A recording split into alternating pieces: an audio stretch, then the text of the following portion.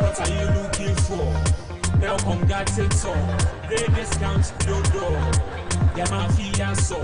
Best bargains on our days. Everything here is a bargain. High quality, must be a priority. So tell your mom, tell Poppy, tell your actually everybody. We are welcome.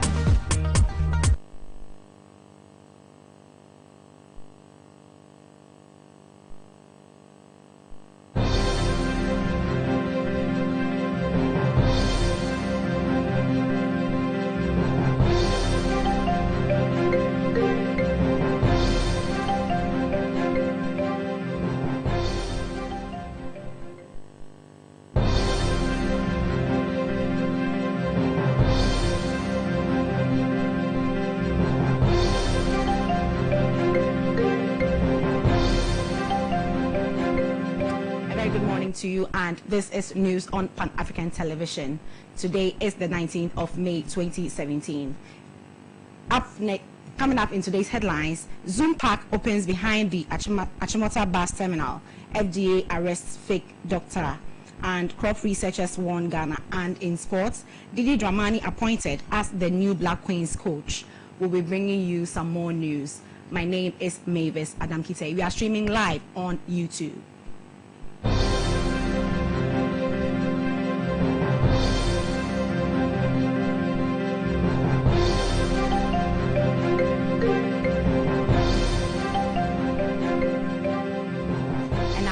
In detail.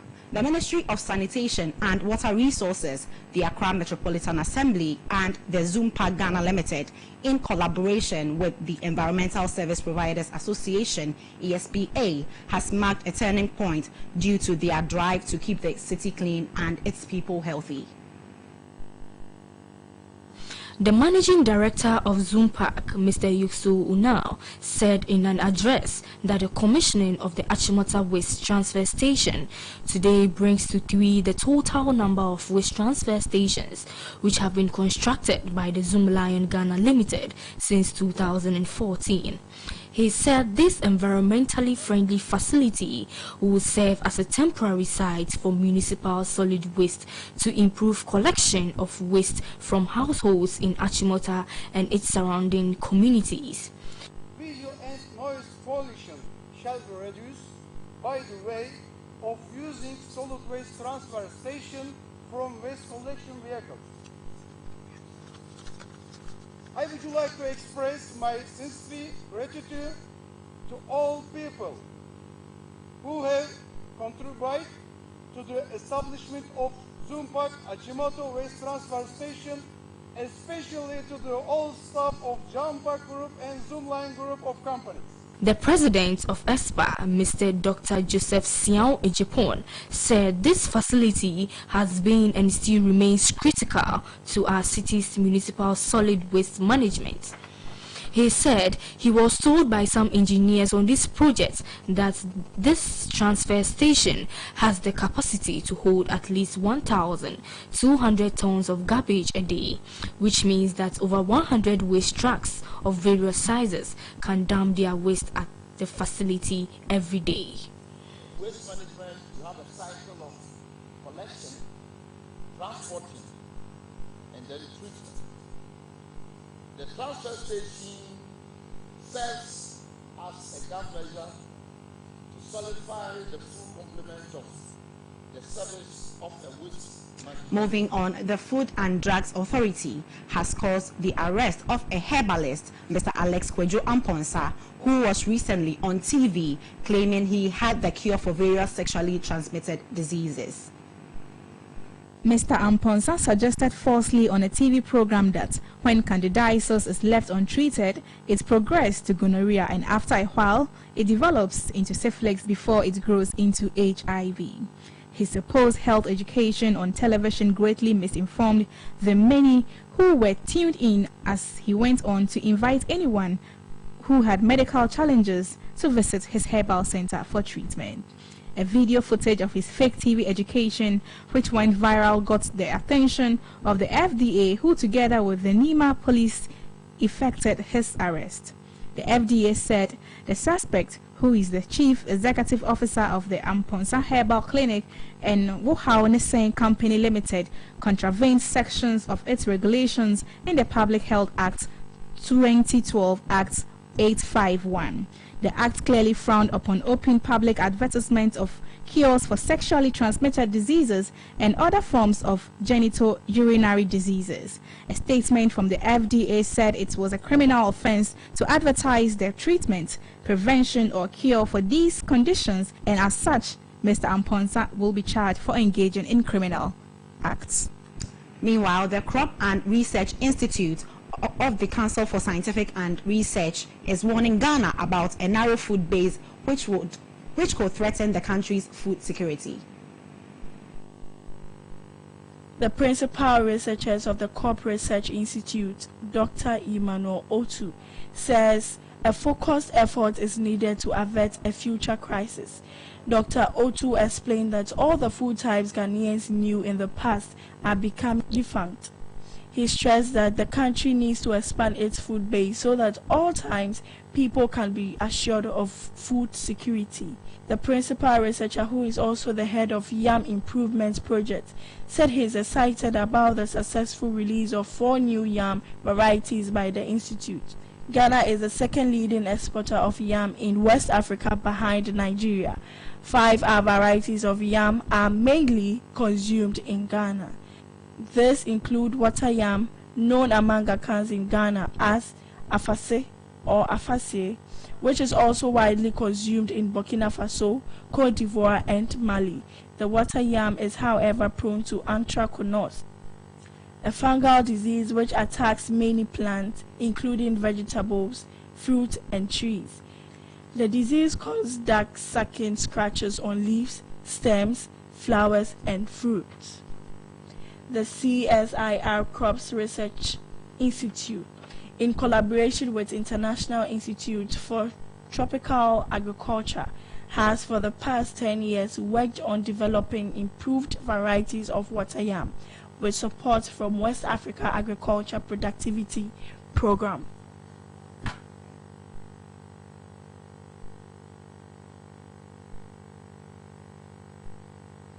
Now, the first phase of the municipal and district chief executive nominees confirmations ended on Wednesday in the Volta region, with 9 out of 25 nominees suffering rejections from their assembly members. The 9 casualties, which include 3 females, were all rejected after failing to meet the requirements of a 2/3 approval of the assembly. Madam Millicent Kabuki Kabo, Ms. Ella Boateng and Mrs. Josephine Ohene Boateng, nominees for the Biakoye, South Deyi and Adakuli districts respectively, were outrightly rejected by members of the various assemblies. The trio, apart from failing to meet the 2/3 approval, could not manage a 50% minimum to vote to afford them a second round of voting. Their male counterparts Collins Aku, Emmanuel Louis Agama, Adiu Steady Ofori, Leo Nelson, Ajidago of North Tong, South Tong, Hohoi and Akachi South respectively suffered similar fates. The President of Ghana, Nana Akufo-Addo, in accordance with the provisions of the Local Government Act, appointed 25 persons to represent each of the local assemblies in the Volta region. The nominations are, however, subject to the approval of the members of the respective assemblies.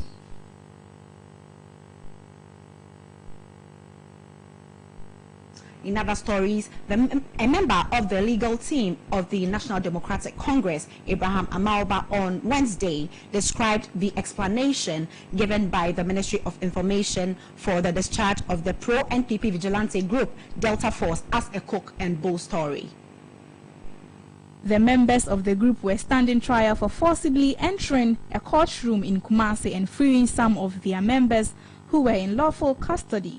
They were discharged by the court presided over by Her Anna Patricia Amponsa. The judge dismissed the charges because the principal state attorney said she had instructions from the Attorney General Gloria Ekufo to drop the allegations against the Delta Force since there was insufficient evidence. A spokesperson of the Ministry of Information, in a sharp contrast, said in a statement that the principal state attorney in the case took the decision to drop charges on her own accord without consulting her superiors. According to the spokesperson, the government is investigating the matter and pledges to deal with persons whose actions in the case hinder and bring into disrepute the work of the department. He also assured the public that the ministry will take the necessary measures to remedy the situation in the interest of the Republic. However, Mr. Amalba said he believes that the principal state attorney took the decision upon the instruction of the Attorney General. Right, we are going for a quick commercial break. When we come back, sports news is up.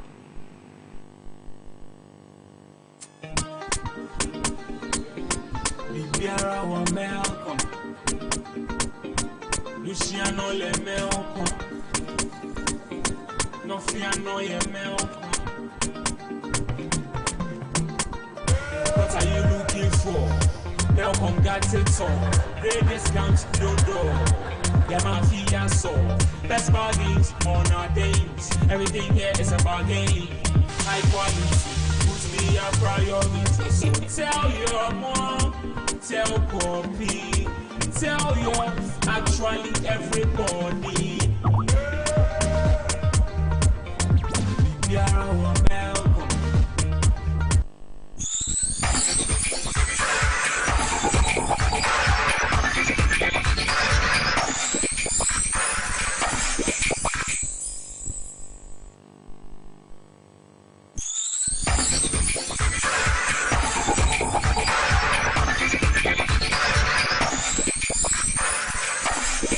You're welcome back to News on Pan-African Television. You are watching us live right here inside our studios, and we are streaming on YouTube. And now on to some sports news. The Ghana Football Association has appointed former Kumasi Asante Kotoko coach Masoud Didi Dramani as the new coach for the Black Queens. He will replace Yusuf Basigi, who is currently away in Serbia for attachment.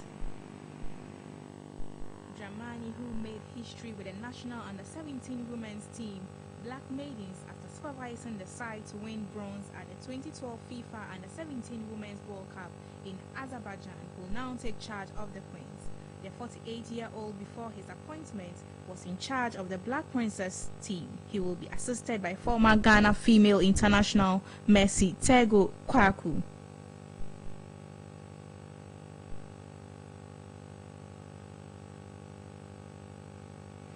Right, according to Sun Sports, Premier League champions Chelsea are desperately trying to sign Paris Saint-Germain star Marco Verratti for a transfer fee of €55 million. Chelsea, which has been impressed with Verratti's performance this season, have already made an offer for the player. However, the 24-year-old has told PSG he wants to stay in Paris and will reject the Blues' offer in a bid to improve his current deal. The midfielder, who has been compared to Italy legend Andrea Pirlo so far, has played 25 matches, scored 3 goals and 5 assists for PSG this season.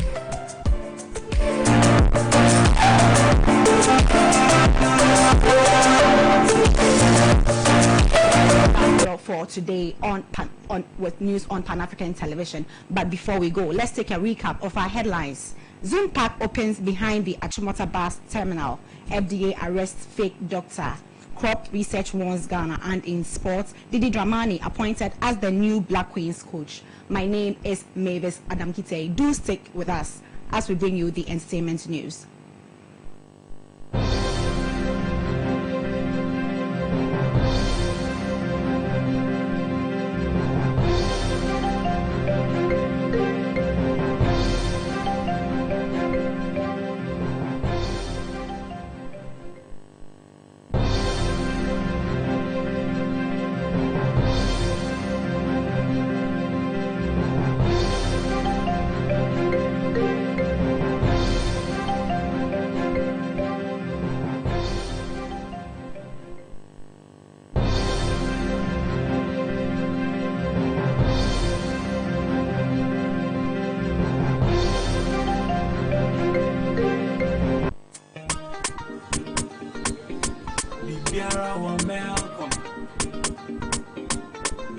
no le melko.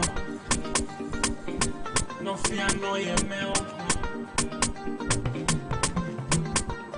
What are you looking for? Welcome, got it all. Great discounts, no door. Them mafia so. Best bargains on our days. Everything here is a bargain.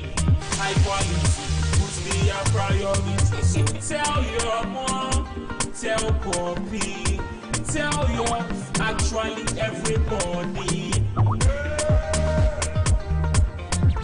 We are welcome.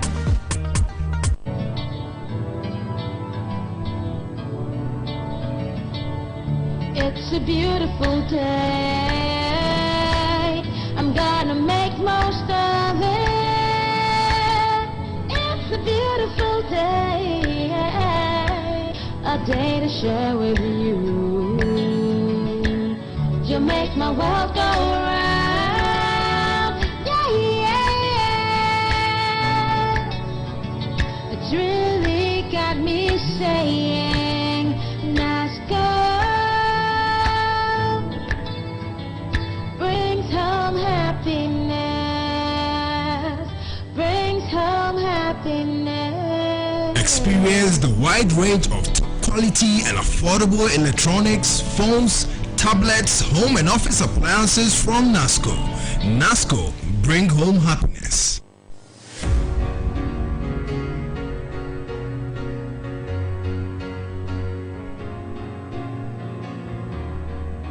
How much is this? 600. Wonderful. I think I'll take this one. But what's your size? 44. This 43. I can tell you 44.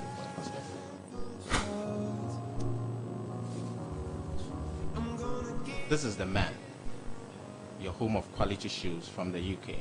We have various shoes for the office, for your formal and casual occasions. Visit the Man in Abelenke.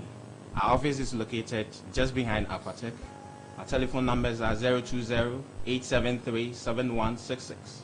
You can also reach us on our landline 0302-730-760. We'll be expecting you.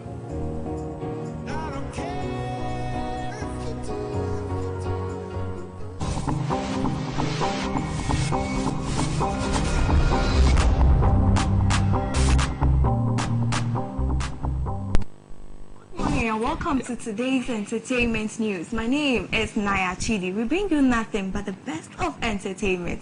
My name is Kechi Kwabnako to Enkwenye Yehovah. How do you say it? It's Onkonye Yehovah. Okay, and I'm saying Enkwenye Yehovah. Yes, so you're wrong. And also. So we're live on Pan-African television. We're streaming live on Facebook. And on YouTube. Yep. Yes. Okay, so you've seen musicians come, we've seen musicians go. Some drop albums, some make marks in our hearts we'll never and ever forget. But some musicians came, they dropped just one hit song and they got missing like the flash. So today we take a look at musicians who came, drop hit songs and are nowhere to be found. A lot of musicians have come and go.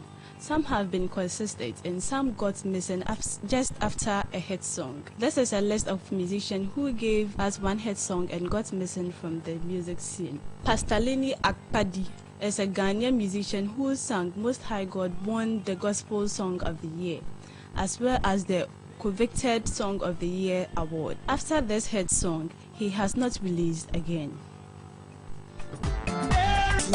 Kala were a trio that stormed the music scene with traditional rhythm. After their hit song Inye fell, the group disbanded and have left fans wondering if they will ever drop a hit song again.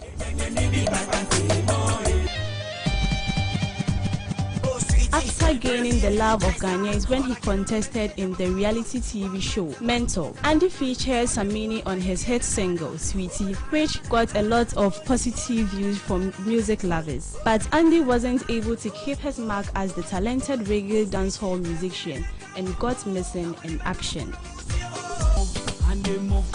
Dr. Slim was one guy whose song gained a lot of attention and the title of his song, Seke, became a popular slang. But after his second song, which he featured double, Dr. Slim has not produced another hit.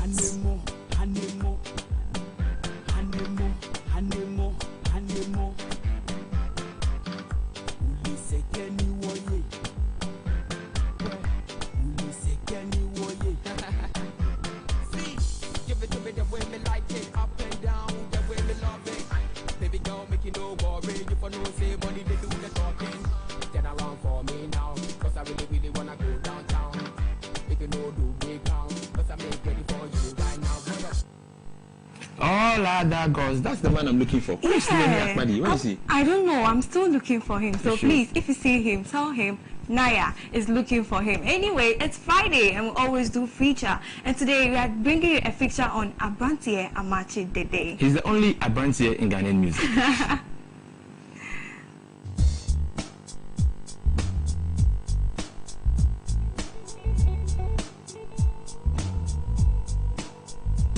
Daniel Amachi Dede is a Ghanaian musician. He is one of Ghana's premier high live artists, and he is popularly referred to as Iron Boy and Amachi Dede. Amachi Dede was born in Agogo, Ashanti Akim. He attended Agogo Roman School. On 2nd January 2016, he was involved in a fatal accident that killed his manager and seriously injured his bodyguard. Dede began his career in 1973 when he joined the Kumapim Royals as a composer and vocalist. This band, led by Kwesi Ampofu Ejay, had his hits such as Abebi Bewa, Eso, Wan Warimia, Odomini Jinao. He moved to Nigeria where he had his hit Jealousy Go Shame. He then formed his own band, the Polio High Kings, in 1980. He dominated the high life scenes in the 1980s and 1990s. He has headlined so many concerts locally and internationally. He owns a very popular bar in Accra called Abrantie Sport. Some of his popular songs include Handkerchief, Seniwa, Bebrebe, Mensuro, Mabre, Broken Promises, Insuemuna, Sokona Mape, Kose Kose, Debi Debi, Mefrel, Ochina Sesei, Odonfoni, and Keitre, and Iron Boy.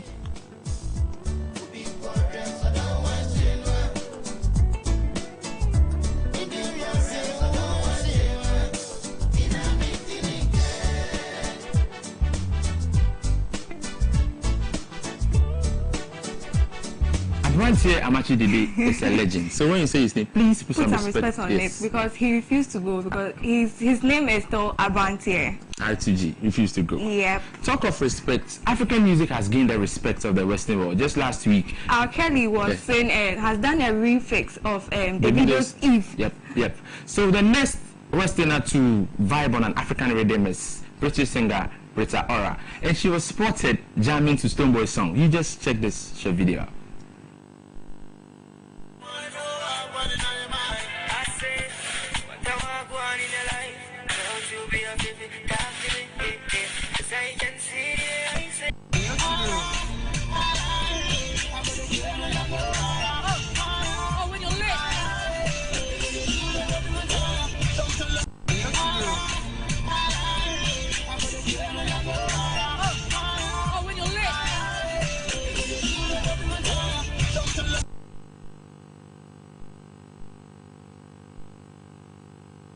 Shout out to Stonebwoy. He got a BET nomination, so higher. Yeah, keep going higher. Yeah. Now to our video of the week. I'm not going to talk about this video, just check it out.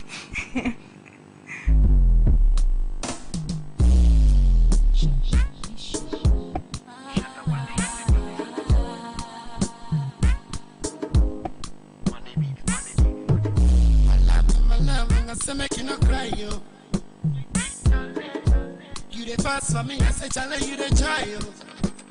Money be. I try world like some bubble. You make I know say this life no be coco. You say car shiva boy car coco.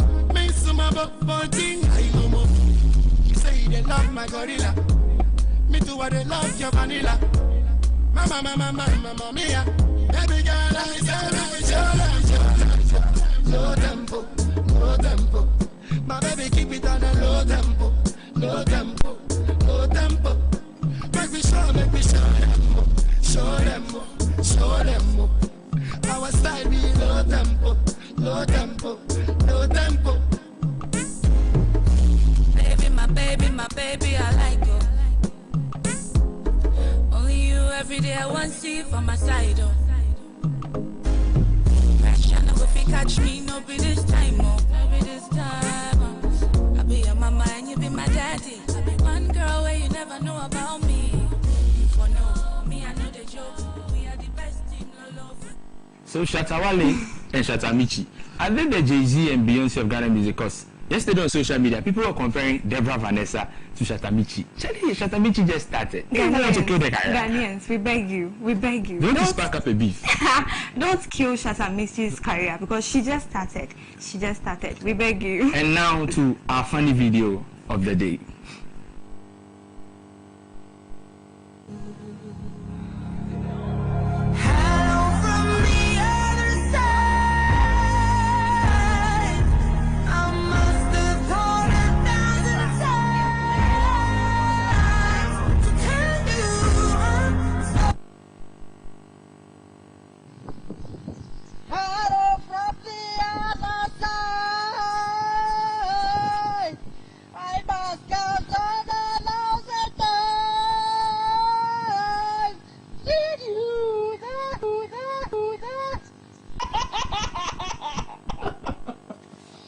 Now you see what your boyfriend is doing on live TV. I didn't know you do that a lot in the office. I seem like R. Kelly.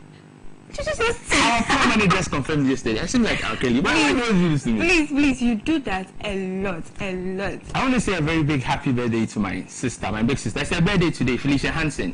I love you. Happy birthday, future in-law. Yes. I want to say a very big thank you to the unseen heroes of TV. That's how I call them. So our floor managers, Mercy Inkum, our camera guy, Nanaki, our director in the studio, Brajo, our producer, Amma Pratt, our everybody. editors, 2 Steps, Edem, great guys. Yes. Thank you. Thank you very much. It's Friday and this is how I draw the curtains on today's edition of the Entertainment News. Mr. Moses, what's his name? Mr. Mensa. Yes, just walking in the studio. It's like, you didn't mention my name. Mr. Mensa, good morning and a very big thank you for everything you've been doing for us. Yes, so we're wrapping up today's edition of Entertainment News. My name is Ketri Kwabena Akoto. Follow me on Twitter at KetriGH_. And my name is Naya Chidi. We are streaming live on YouTube and Facebook at Pan African TV. Have a good morning.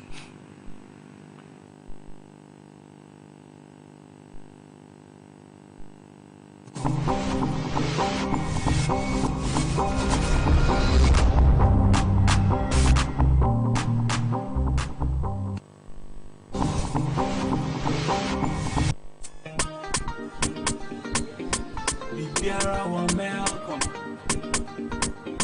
Luciano le melko Nofiano ye melko. What are you looking for? Welcome got it all. Great discounts, no door. Yeah, mafia so best bargains on our days. Everything here is a bargain. High quality, put me a priority. So tell your mom, tell Poppy, tell your actually everybody.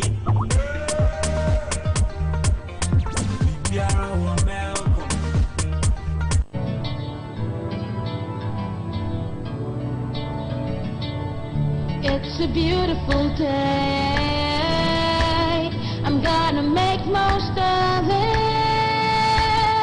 It's a beautiful day, a day to share with you.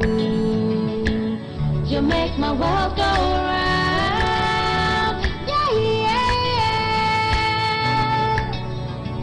It's really got me saying, let's go. Brings home happiness.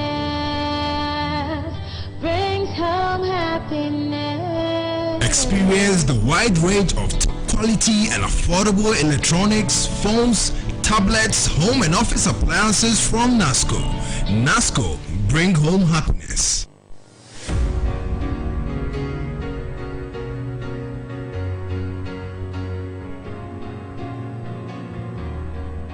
How much is this?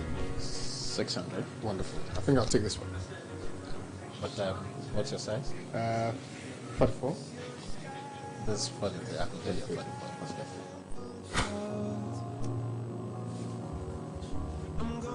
This is the man, your home of quality shoes from the UK. We have various shoes for the office, for your formal and casual occasions. Visit the man in Abelempe. Our office is located just behind Poetic. Our telephone numbers are 020-873-7166. You can also reach us on our landline 0302 730-760. We'll be expecting you.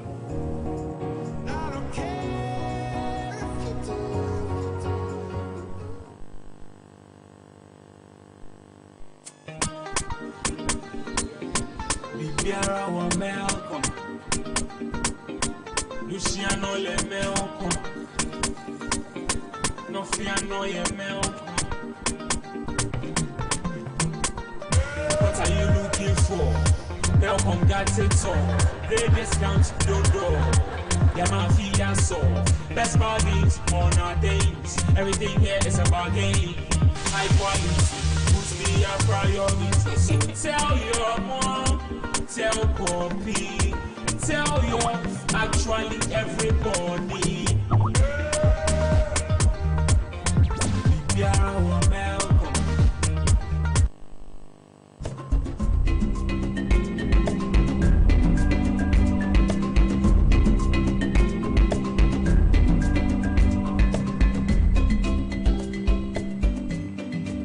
We are still on Good Morning Africa, and we are on with Conflict Matters. Good morning once again. Conflicts at the workplace occur on daily basis. You should know, I'm sure you know of that already. And what happens is that you see a very simple conflict and then you decide not to manage it at all or not to resolve it at all. And then what happens is that it grows into a major one. Today we'll be looking at the major causes of conflict, or the sources of conflict, where conflict originates from. It's so important. So that is today's topic, and my name is Patrick Bobi. Now, the major causes of conflict at the corporate level can be grouped into 4 main points. We have what we call the individual conflict, or the interpersonal level. And then we have the group, and then we have the organization, and then we have some external factors, so important. Now, at the individual level, we'll look at some of the major things that happen so that conflicts at the corporate level would occur. And then at the group level, the same. At the individual level, we'll look at attitudes at the workplace. And then the personality differences is so important, particularly the needs of the person involved. It's also important. And then sometimes illness and stress. So some of these causes can be attributed to the individual. And then at the interpersonal level, we can look at poor communication and misunderstanding between 2 or more people within the organization. And then there are personal differences, sometimes their temperament and all of that. And then we look at their different personal values. There are a lot of different values that exist between the individuals within the organization. And then there are conflicting perceptions, so important. We all develop different perceptions within the organization. Other interpersonal causes we could talk about has to do with the ideas that exist within the organization. Individuals have different ideas and all of that. And then there is some level of competition. Sometimes competition can be positive or negative. The negative competition especially results in conflicts. And the language differences is also important. And then gender. So sometimes you'll be in an organization that there are some gender conflicts. You'll be so surprised about it. And then when you move on to group, within the group or within the organization, sometimes there are teams, there are departments, and then we expect that the skills of the individuals within the organization should complement each other. Sometimes these complementary skills generate some conflict as well. And then there are some informal organizations. Within organizations, you see some informal groups springing up. And some of these informal groups generate into conflicts. And then group norms, so important. So take note of some of these things. And then when you move on to the other major cause of conflict, the organization itself. Sometimes the communication structure within the organization is a factor. Sometimes the authority structure, how we disseminate information, how we look at the authority in the organization. Then the leadership style being exhibited within the organization can also create problems. And then sometimes managerial behavior is an issue within the organization. So take note of some of these things. The organizational structure, the authority structure, the communications, the leadership style, the managerial behavior are all factors that can generate conflict within the organization. And then when you look at the organization as a whole, sometimes the work style within the organization, then there is seniority, and then we have some juniors within the organization. The relationship between the seniors and the juniors can equally generate conflicts. And then pay equity, some are paid more than the other. We'll look at some of these things into details. And then we have resource allocation, the lack of resources to do some things, and then one department is allocated more resource than the other. And then distribution of duties. You could have one person with so many duties and he's overburdened, and then the other has less to do. Some of these structures within the organization can equally generate conflicts. And then when you move on, we could look at some still on the organization, the workload. I have mentioned it, and the benefits, compensations within the organization. You could have others having more benefits, compensation than others. And then the different levels of tolerance of risk taking. Some can take risks, others would not. Sometimes accountability is also a cause factor. And then perceived or actual differences in treatment between departments or groups of employees. So there are a lot of perceptions, and then sometimes the differences in treatment between the departments. One department is treated better than the other. Some of these treatments can equally generate conflict. Now let's look at some of the external factors.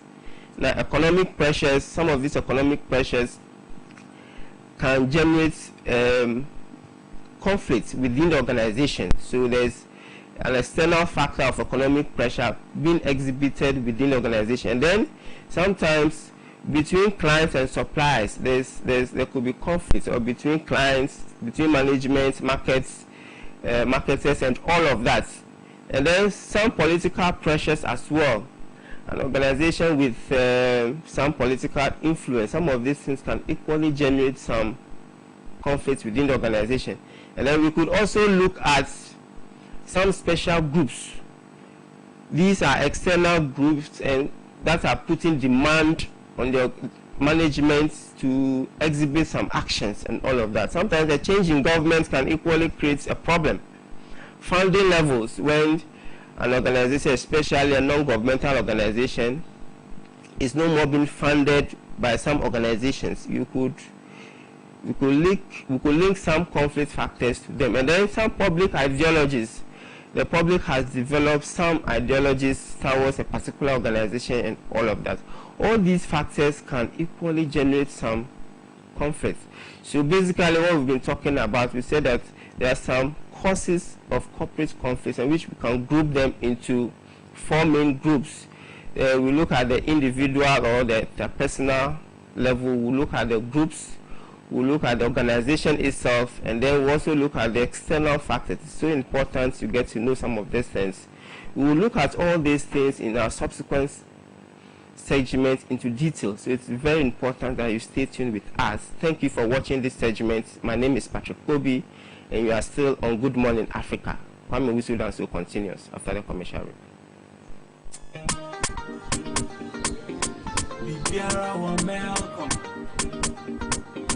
Luciano le meoko,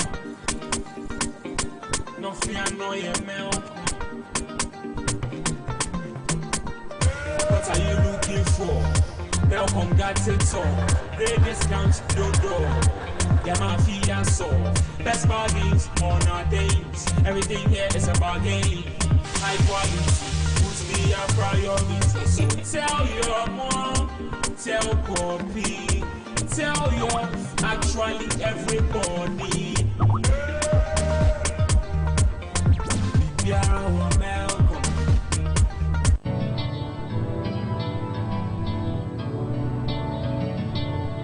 It's a beautiful day. I'm gonna make most of it. a beautiful day, a day to share with you. You make my world go round, yeah, yeah. It's really got me saying, NASCO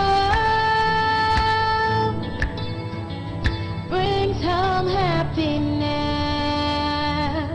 brings home happiness. Experience the wide range of quality and affordable electronics, phones, tablets, home and office appliances from NASCO. NASCO, bring home happiness.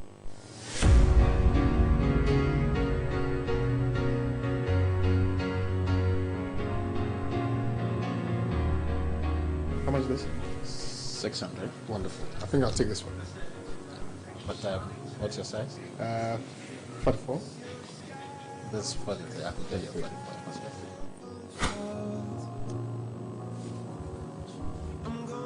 This is the man, your home of quality shoes from the UK.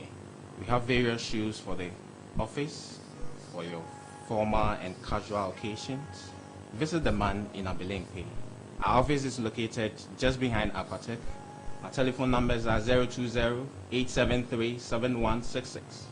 You can also reach us on our landline 0302-730-760. We'll be expecting you.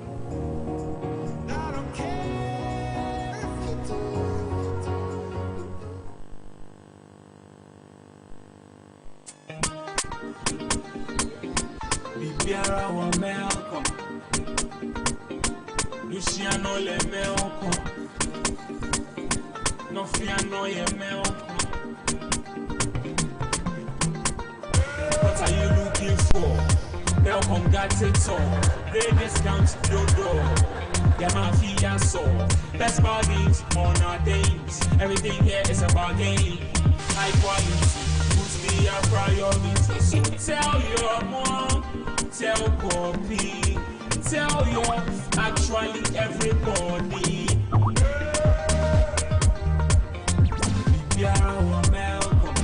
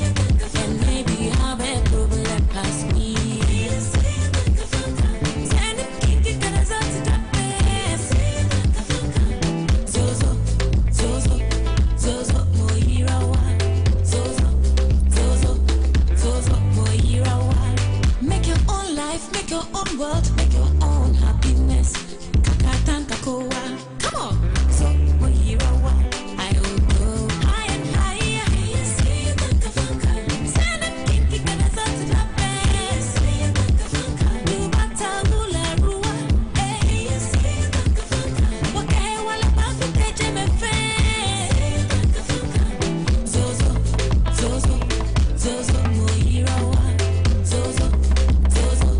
Zozo, Moira.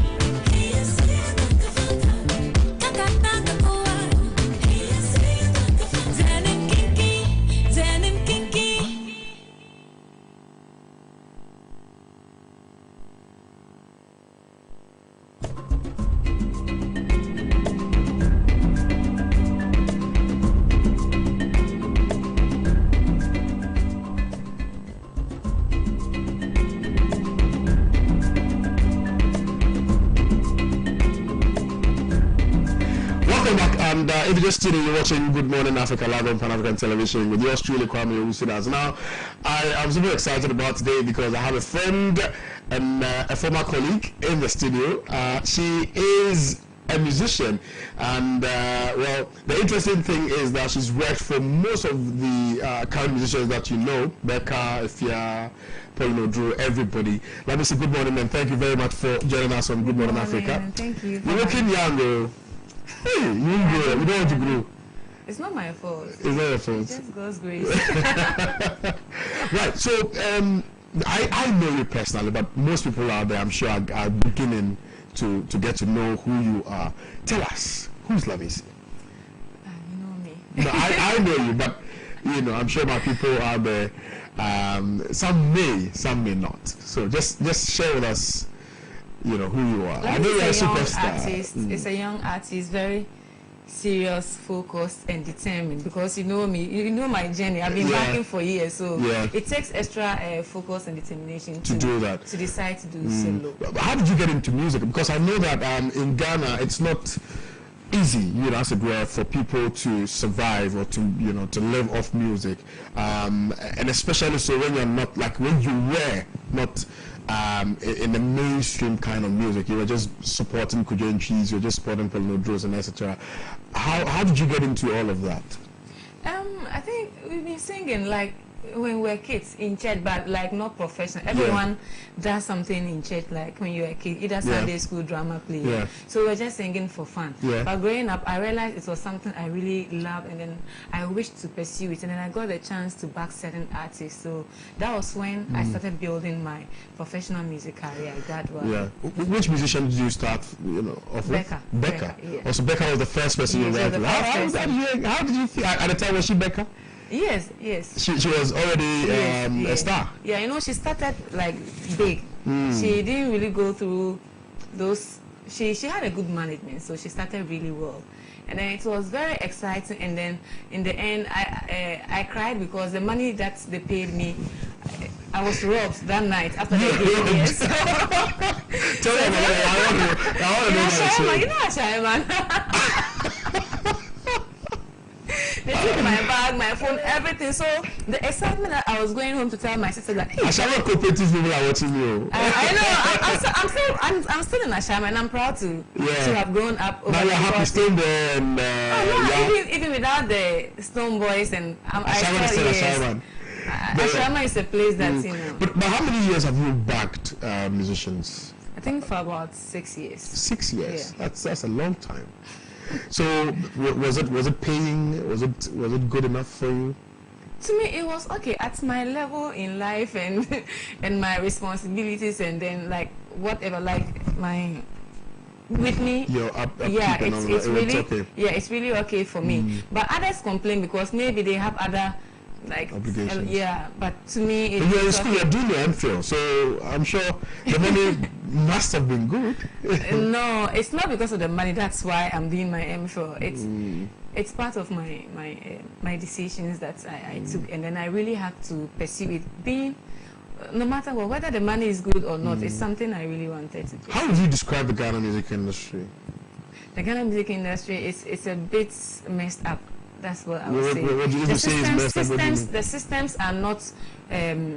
It's not so structured. Yeah, so there's a lot more we have to do, and also support each other, rather than throwing jabs at each other and then envying and all that. We need to come together as one. See how the Nigerians are excelling with their careers, their music careers, but we sit here and just a BET nomination. It's a news all over. It doesn't really make sense to me.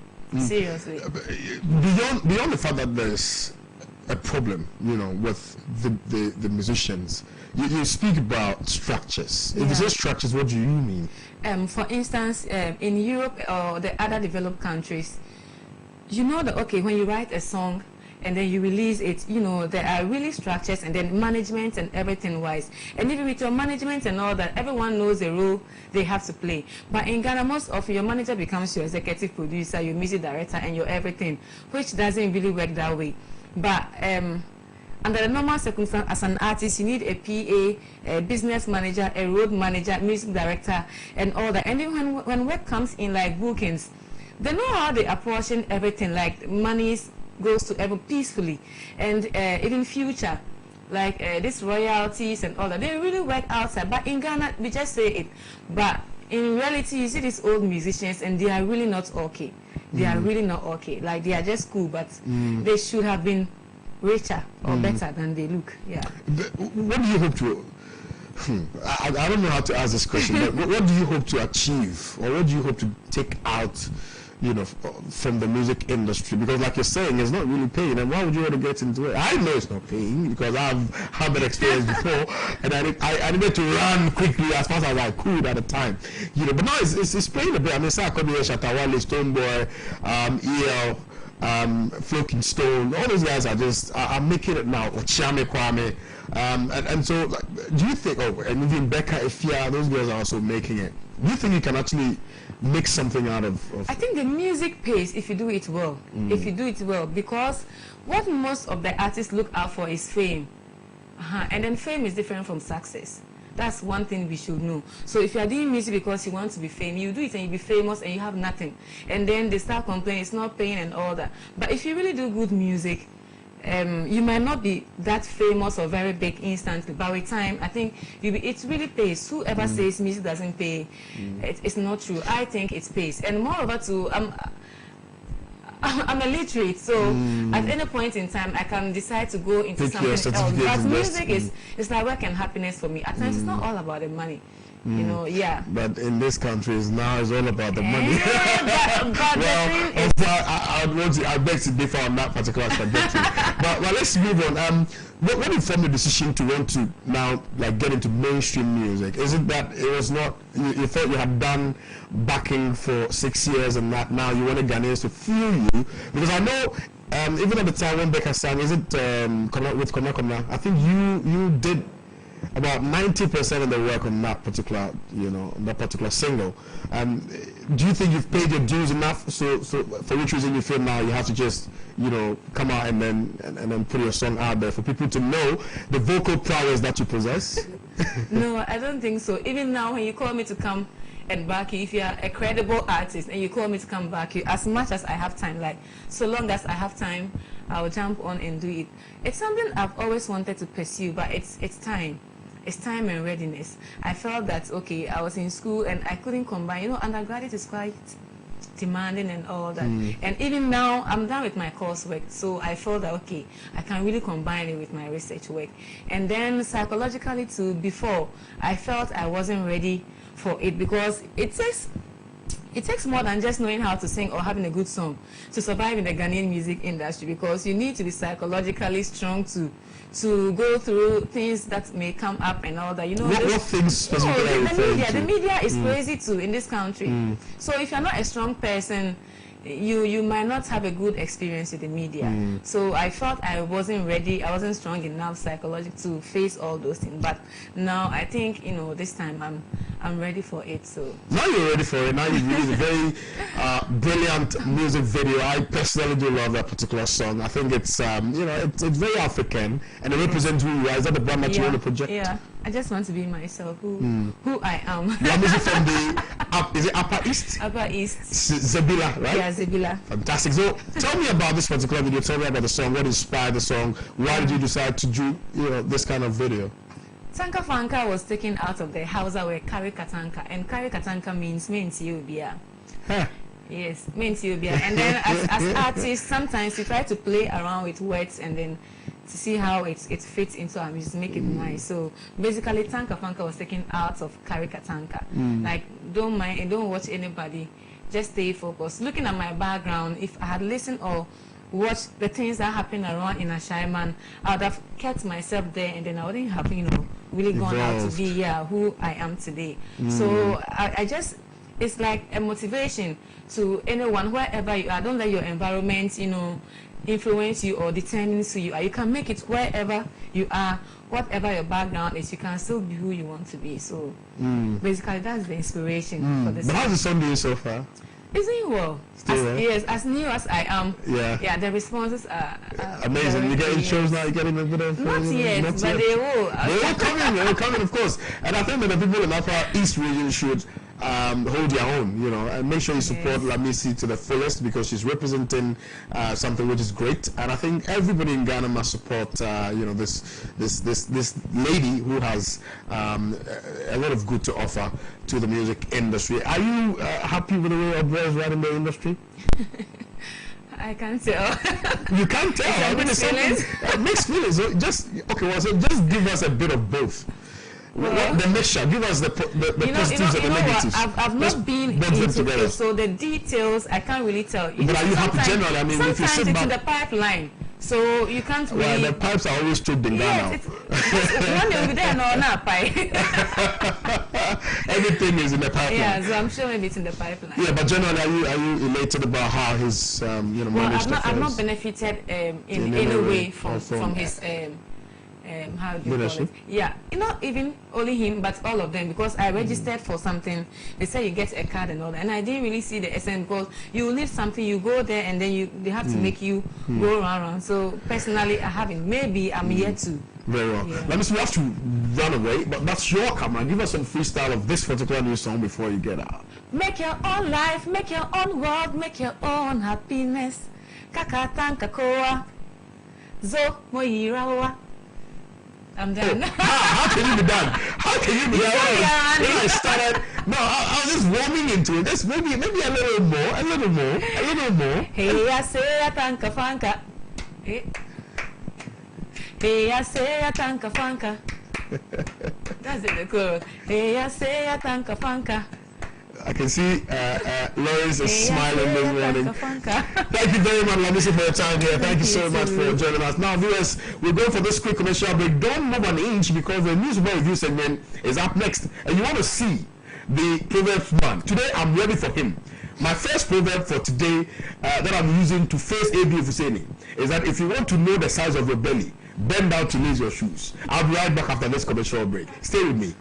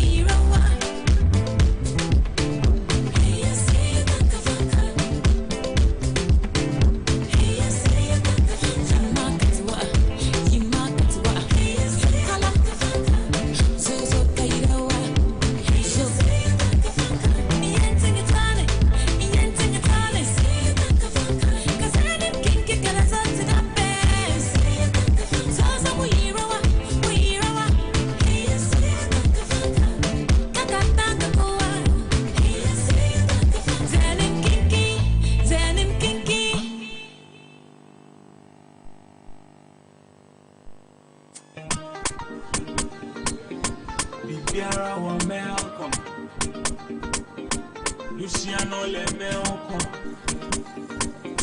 No fiano ye meoko. What are you looking for? Welcome, got it all. Great discounts, no door. Yeah, mafia so. Best bargains on our days. Everything here is a bargain. High quality, puts me a priority. Tell your mom, tell Poppy, tell your actually everybody.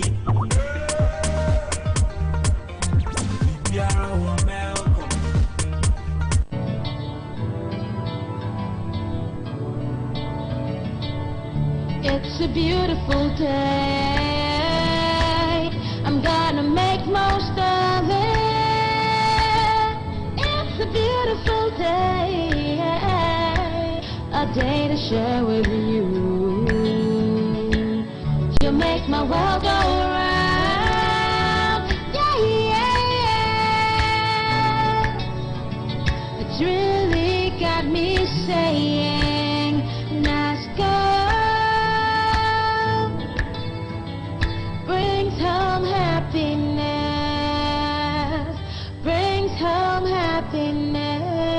Experience the wide range of quality and affordable electronics, phones, tablets, home and office appliances from NASCO. NASCO, bring home happiness.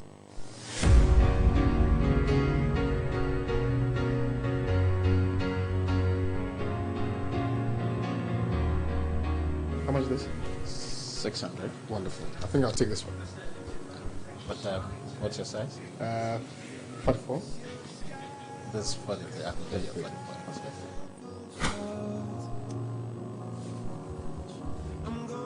This is the man, your home of quality shoes from the UK. We have various shoes for the office, for your formal and casual occasions. Visit the man in Abilingpe. Our office is located just behind Poetic. Our telephone numbers are 020-873-7166. You can also reach us on our landline 0302-730-760. We'll be expecting you.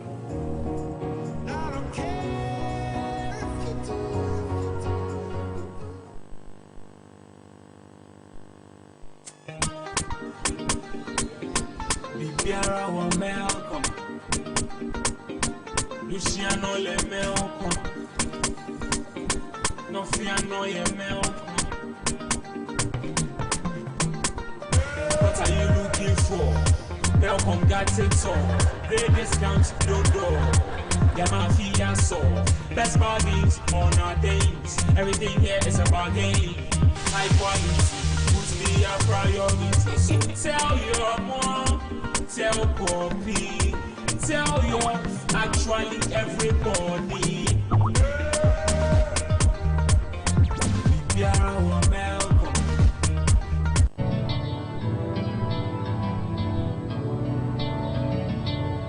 It's a beautiful day. I'm gonna make most of it. It's a beautiful day. A day to share with you. You make my world go round. Yeah, yeah. It's really got me saying, nice girl.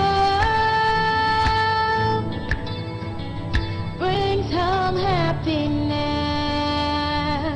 Brings home happiness. Experience the wide range of quality and affordable electronics, phones, tablets, home and office appliances from NASCO.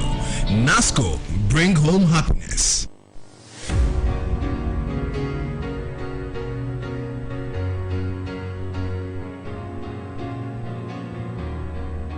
How much is this?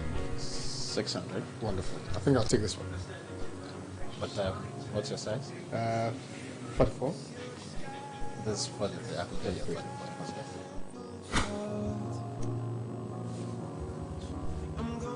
This is the man, your home of quality shoes from the UK.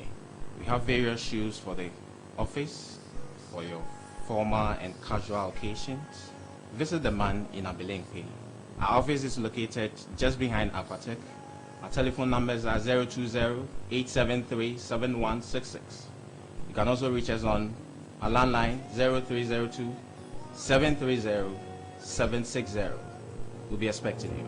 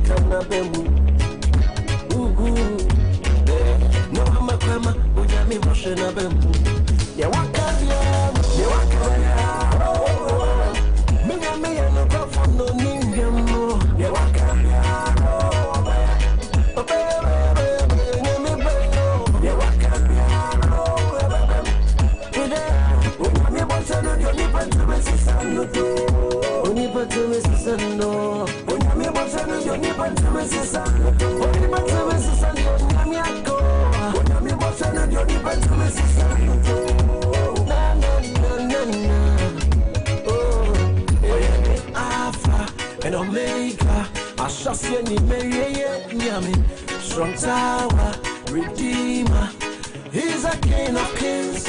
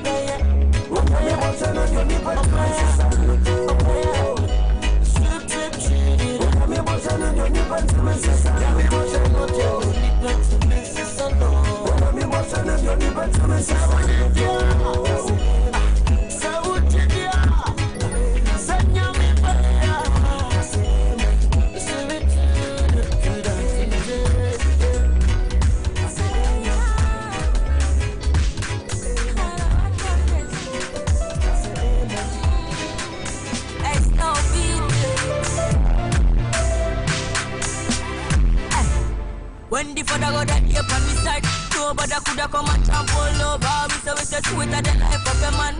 When him a treat him, a man like a queen. Let me get shot for the woman with a vision. For the woman with a vision. So we sing this song for the woman with a vision. For the woman. And me box the shot for the woman with a vision. For the woman with a vision. And me sing this song for the woman with a vision. Yeah. Now only call her when you need a jiggy. Step on a side, cause she carry a picnic. Now stay abortion, now stay with aggression, now stay with high in any situation. Whoa. When they burn up your bone night, it's not your design. But as well, I know we present you go. Ah, Saturday, oh no, no. I oh no, no. Hey, Jupiter, oh no, no. I do that, oh no, no. Let me pass the shot, video my television. Video my television. So we sing this song, video my television. Video my, hey, I need box the shot, video my television.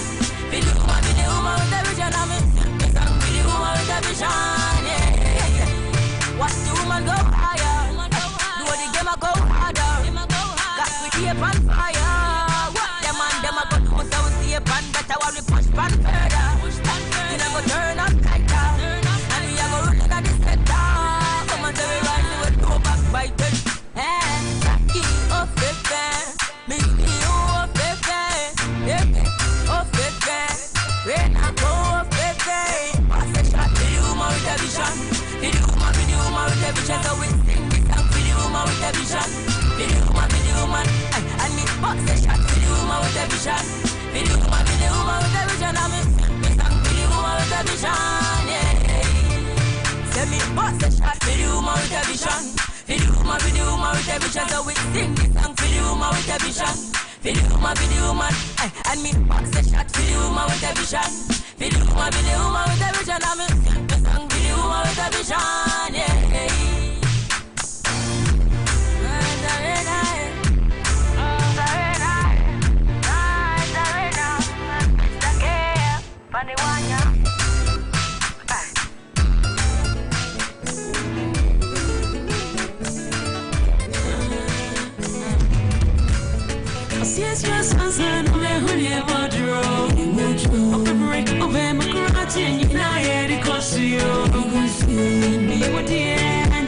So I don't go. Oh, a day, what you mean,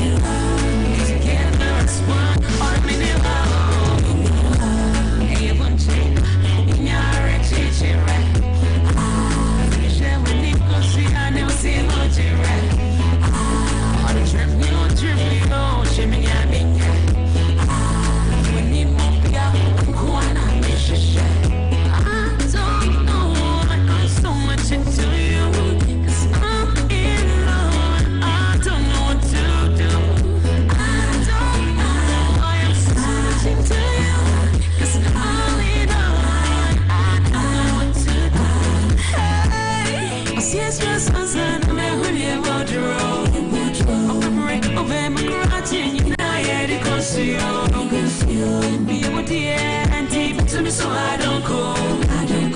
Oh, a day, what you mean,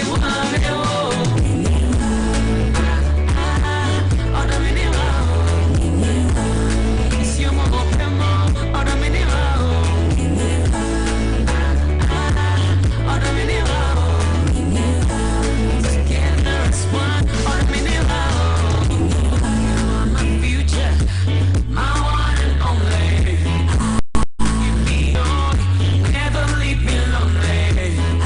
Tell me stories just to make me feel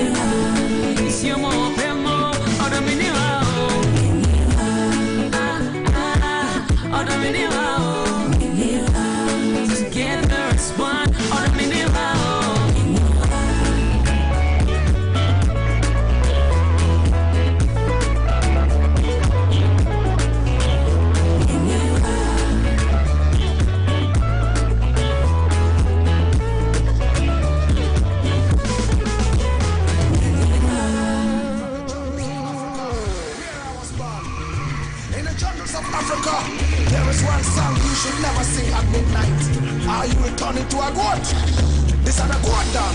Santamboa. Moon splash. Santamboa. Santamboa. Santamboa. Santamboa. Santamboa.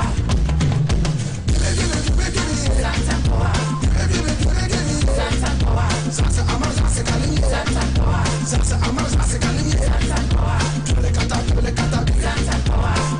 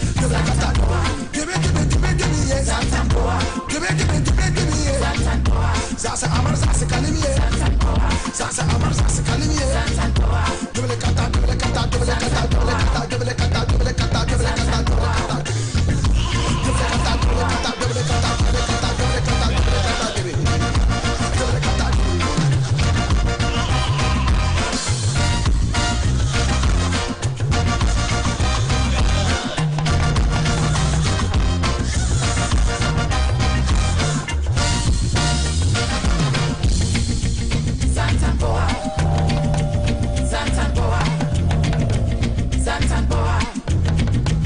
Santamboa. Santamboa.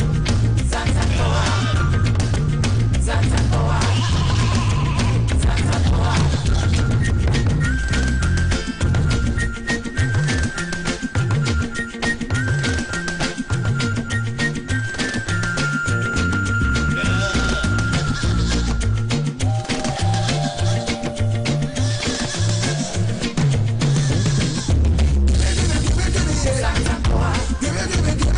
Santamboa. Sasa amar sasa kalini. Santamboa. Sasa amar sasa kalini. Santamboa.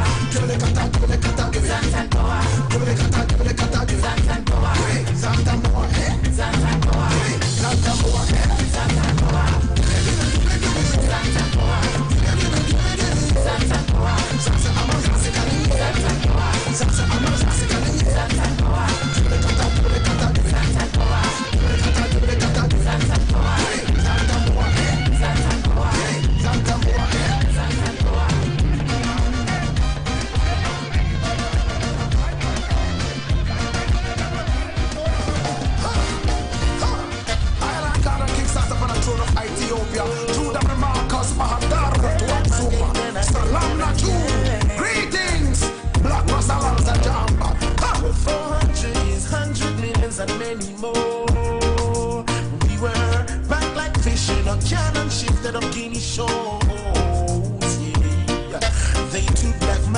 Ashanti's golden stool.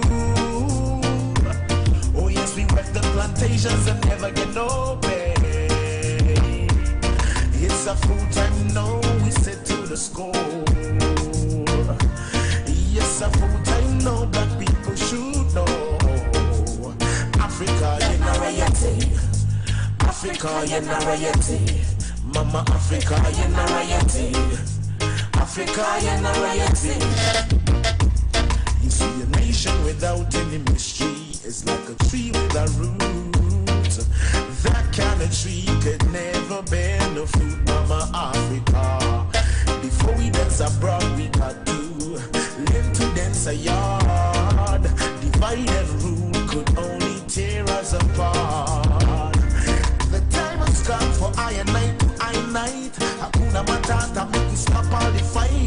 Been through the struggle and washed down the drain. So much agony and so much pain. Oh, children sing. Yenarayati. Mama Africa, Yenarayati.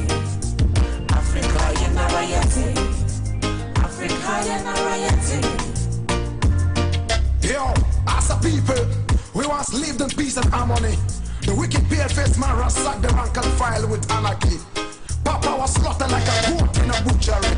Mama was raped like a whore in total misery. Boomaye, boomaya, boomaye, boomaya. Chase them out cause them too filthy. Mabrak, mabrak, mabrak, mabrak. Strike them out just like them cause of blasphemy. Them desecrated the holy lands at Timbuktu, Lalibela, Duri, Gaga, Gaga, Duri. Chase them out of Duri, Gaga, Gaga, Duri, Duri, Gaga, Gaga, Duri, Duri, Gaga, Gaga, Duri. Yenarayati, Mama Africa, Yenarayati. Africa, Yenarayati. Africa, Yenarayati. Yo, Rasta, now they're back again. Anchor, Missy Wangwano, now our Biomo. In Africa, we sit on gold, yet we never gain. Yeah, man, we sit on diamond, yet we go through pain. Dirty Chinese man thief with diamond, gold and tin, and only laugh and drink champagne. Our misleaders who say them we leaders, only betray we and feel no shame. African people are eating more Chinese food now than Tiobo plantain. Chinese man gun down with indigenous, just like them one insane. Everywhere you go now, black people patronize cheap Chinese imitation like sugar cane. No wonder now, the churches in Africa sing Chinese hymns and higher octave.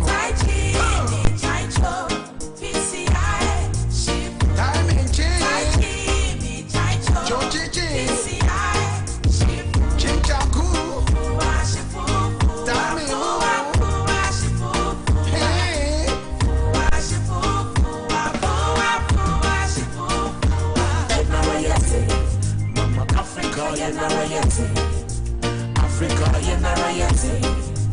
Africa, Yenarayati. Oh yeah, Yanti. From the Bella to La Bella. Oh yeah, Yanti. Zimbabwe to sweet Zambezi.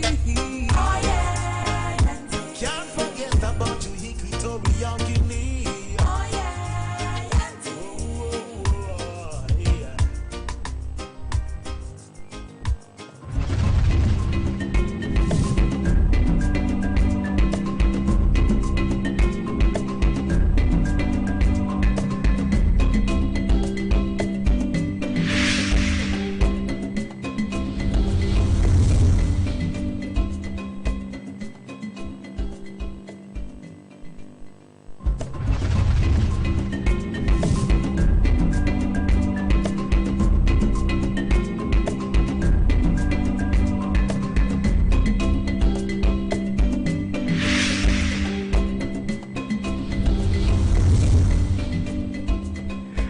Welcome back, and when it's Friday like this, I get very excited because then I get to see these wonderful personalities in the studios, and we get to discuss matters of national interest here. Obviously, you know who we have in the studio. We have Honorable A.B. Fuseni and Mr. James Kobina Bonfe Jr., aka Kabila. Good morning to you, gentlemen. And we're going to be joined by Sabo pretty soon. He's on his way here. You know, Sabo has a lot of responsibilities now, so we must pardon him for his lateness. But the WhatsApp number is active 0560000114. You can share with us your views and comments on the topics that we're going to be discussing here. It is very imperative that you do so.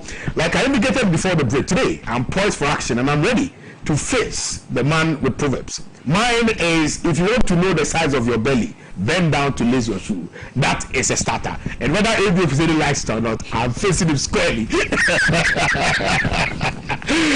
I'm just joking.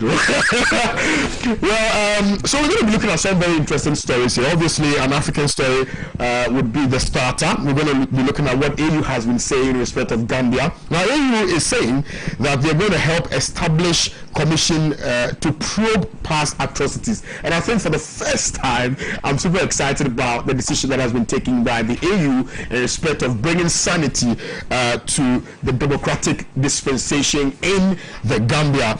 Now we're also going to be looking at what is on the front page of the Inside newspaper. Government will reform power sector, says the Minister for Energy, Boachi Ejiako, and we're going to be looking at, the issue of the Delta Force. We have Honorable A.B. Fuseni here, who is definitely going to deal with the issue from the minorities' perspective. And of course, the minorities' response to the 2.25 billion U.S. bond that was issued to Templeton. And of course, the fact that minority has actually petitioned SEC in the United States of America to investigate the matter and let us understand the truths behind the issuance of the bond. So we're going to be looking at all those issues here, and I bet you want to send your messages very, very early so that we can get you with them for you here. Now let's start on a rather very light note. Now I don't know if you've seen this footage on social media, but I saw it yesterday and I found it very interesting that a person who is part of the majority is actually telling the vice president, to live to your words. In fact, Honorable Kennedy Japon was telling the vice president that if you say the economy is broke, fix it. Just as was said to the then Prof. Mills in 2009, that if the economy is broke, fix it. Let me hear from you if you on this rather very subtle note. Thank you very much, Kwame, and good morning to viewers across the world, and especially to the good people of Sagnaro constituency. You see, God in his infinite wisdom has constructed the world in such a way that whatever you sow is what you reap. You can never plant maize and harvest cassava. Kwame. Yes, sir. What you plant is what you harvest. When the teeth and the tongue clash, you'll be trouble in the mouth. Bawumia, His Excellency the Vice President Bawumia, in the run up to the election, what didn't he spew out? He was one of the proponents who said that the money is there in abundance, together with his presidential candidate at that time, now His Excellency President Nana Akufo-Addo, that Ghana is a rich country, the money is there in abundance. There's no excuse for a single iota of poverty in the country, and that when they come, this will manifest immediately in the lives of the people. The economy will so improve. Jobs will be given to all youth who are willing and ready to work. There will be money in people's pockets. Nuisance, what they call taxes. Nuisance taxes will be removed. The budget came and went. We didn't see the nuisance taxes. On the contrary, we saw very bizarre claims being made, even attempts to even take credit for non-existent taxes.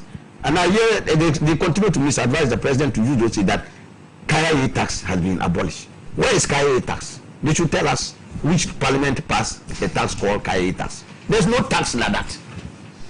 You see, so today they have hoodwinked Ghanaians into believing that they have the capacity to do so many things. They are here now. Even the much touted SSS that we now see that they have departed far away from even the original SS. That will mean that when they come and they are going to implement the free SHS, everybody who is in senior high school would enjoy it. Today they have run away from that. Even the September entrance they are talking about, they are not talking about certain grades for admissions. But that's why Kwame said that if you say you don't believe in gravity, jump and let's see whether you suspend. You see? So what is happening now? We are hearing there are some other tangential issues behind the so-called clash. But what Kennedy Japon is saying here, normally in most cases I don't agree with him on some of the statements, because a lot of his statements are sometimes very bellicose and uncouth. To say the least. To say the least, in all honesty. As a colleague member of parliament, sometimes I feel embarrassed. There's a proverb that when dry bones are mentioned in a proverb, the old lady becomes uneasy. So sometimes some of the pronouncements they get, but on this particular one, I believe Honorable Kennedy Agyapong is spot on. This particular one, asking the vice president, who was touted as somebody who possessed a magic wand to wave away the Ghana's economic woes. That's the picture he painted, and the capacity he arrogated to himself. Today, the ball is squarely in his court. So there are no longer theories. When you were theorizing and making very easy pronouncements, today the shoe is on your leg. So he's saying that they should stop theorizing and fix the problem. I remember President Nando in opposition told President Mills that if the problem economy is broken, he should fix it. Now they should fix it. And if Kennedy Agyapong should ask Dr. Bawumia, who made all those lofty utopian promises, because he was the one, if there's anything dirty that has to be done, the NPP pushes him to make all those things. So now the shoe is on his leg. To, as it were, walk the talk. It's very easy to make empty promises when you are in opposition. It's very easy to whip up the sentiments of the people. Electricity is now even more expensive than rent. Is that not it? Is that not one of the sayings? Today is electricity cheaper. It's even worse than it was before. And I'm sure we are going to discuss all those other issues. So, my brother, when you sit on the branch and you cut it, you will get down before the time to crush you. Well, certainly the number of gray hair you have on your head does not mean that you are intelligent. Anyway, and then to respond to part of your dissing, before you swallow the sinsaba seed, you must consider the size of your anus. I think on that note, I would not want to challenge again. Let's hear from you, Ms. Mutalo. Yes, sir. I will sharply disagree with my good friend and big brother ABA on his attempt to see Kennedy Agyapong, Honorable Member of Parliament for Asin Central, depart from what he's noted for. No, I didn't. Because his core. Comrade Kabila, I didn't say that he had departed. I said just on this one. Yes. And in this instance, I want to say that he's consistent with his noted behavior. It's a misplaced call if you look at the target of his message. You see, the vice president, then as running mate, may have been the voice of his party or his ticket on economic matters. But he is not, or he wasn't the only voice on those matters or on those core of issues that they raised against the then John Dramani Mahama-led regime of the Republic of Ghana. Kwame, the most important thing is to note that authority today of the governance of this state, the running of our security, the running of our economy, the build-up of our social, cultural dynamics in this country rests with the president. The president, primarily. It is in the absence of the president that the vice president takes in. Why? When Nana Danko Akufo-Addo then defeated presidential candidate of the NPP, was speaking to Professor Mills. This was the late Professor Mills. It was in 2009. And I remember very well it was at Osu Privy Church at a press conference, responding to the NBC's lamentation over meeting empty coffers. And that the economy was not in the state that the NPP had touted during the election of 2008. Told the sitting president, Professor J.E.A. Mills, Mr. President, you were elected to fix problems. And that if you find the economy in a problematic state, Fix it. Akufo-Addo didn't direct his message to the then Vice President, John Dramani Mahama. He directed it properly so and rightly so at the Professor J.E.A. Mills. Can the upon knows where that the man with the mantle of office, who was actually elected, who was on the ballot paper, whose name is what was sold as a household name, is the name Nana Addo Dankwa Akufo-Addo. He should direct his message to the president and not the vice president. You see, underneath this thing is an attempt to give cover to the president and make it look as though it is Bawumia who was elected as president of the Republic of Ghana. I really don't care what role Bawumia played and the role he Kennedy played. He should be directing that message to himself too. If Bawumia should be his target. What did he say? He Kennedy Japan. What did he say about the economy? What did he say about the possibility of the NPP having the magic wand to turn things around when they were elected? Now they have been elected and you want to isolate one man. They shouldn't let us believe the kind of conspiracy theories that we hear. Which is? I said they should, I don't want to repeat it, but they shouldn't let us believe the conspiracy theories of doing everything possible to kill the ambitions of that man that they so much touted as the guru of economic management, so the president can escape. Nana Addo Dankwa Akufo-Addo is the president of the republic. He is the commander-in-chief. He assigns the vice president to responsibilities and duties. He has appointed a senior minister to oversee the work of ministers, which in some respects is taking away some of the powers of the vice president in so many ways. And we know and we can see some of the issues about how this economy is even managed, even though the vice president is supposed to be the head of the economic management team. Who were we told chaired the meetings to prepare the budget? What role did the senior minister play in talking about these economic matters? Do you recall that in the early days of this government, when we were questioning where they were going to get the money to do the free SHS or to fund it, it was the who spoke that they were going to rely or go on the heritage fund to do it? The senior minister did. But for the big, protestation from the Ghanaian public and the parties in opposition, we would have, seen them attempt to do that, as though there were no constitutional or legal injunctions on the use of the heritage fund. So I am sorry, Kennedy Japan is getting it wrong. As usual, he's moving big time. The message is right. So sincere. Yes, the target of the message is what's wrong. Yes. So the subject, the substance is the subject is wrong. The collective that his message should be targeted at is the NPP cabinet, the NPP management team, the NPP that is at the head of affairs. Unfortunately, we don't know yet. A member of parliament is here. We don't know yet the cabinet. That's the issue I wanted. Which is an issue in law.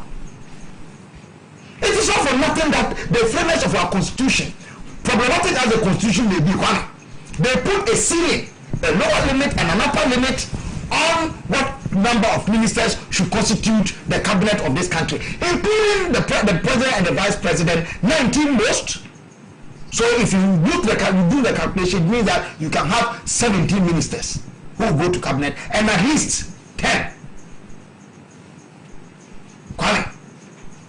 So that body, we are told in Article 72 or so, or is it 76, that it has the utmost responsibility to laying out government policy, being in charge of the running of the economy, and so on and so forth. Where are they? Why is Kennedy Japan not directing his message to the cabinet and Akufo-Addo, the president, but rather is isolating Bawumia, the vice president, who is second in command? Why is he not asking the finance and economic minister? Why is he not asking the senior minister, who is supposed to be the overall minister? We are told to be overseeing other ministers. So, Well, it's a hypocritical, and for me it is nothing but an attempt,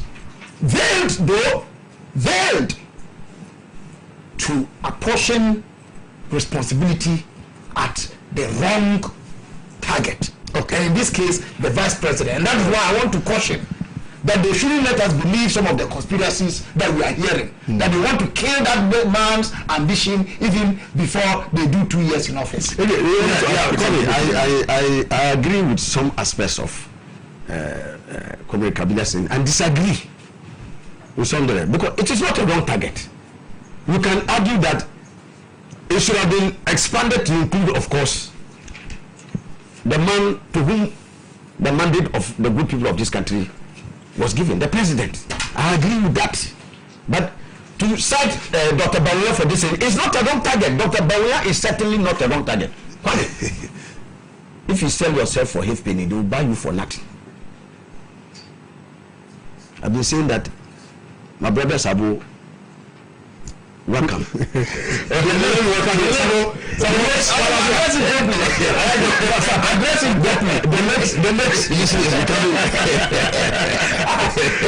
protested that he's living. If Kobe Kabila, if a lion is fond of patronizing the marketplace, they will treat it like as a dog.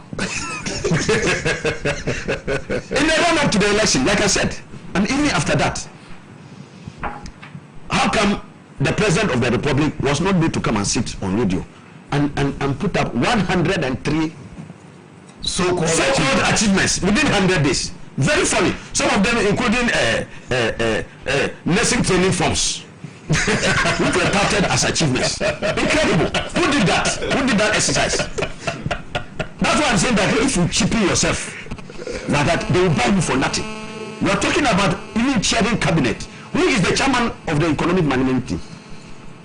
For somebody to sit for somebody else to be chairing it, or for somebody to be exercising that authority. That is exactly what I'm saying. That if you sell yourself for halfpenny, they will buy you for nothing. That is the exercise. And I want to say without any iota of hesitation that yes, the buck still stops with the president. But my brother, if you thought your magical prowess, the patients will be brought to you.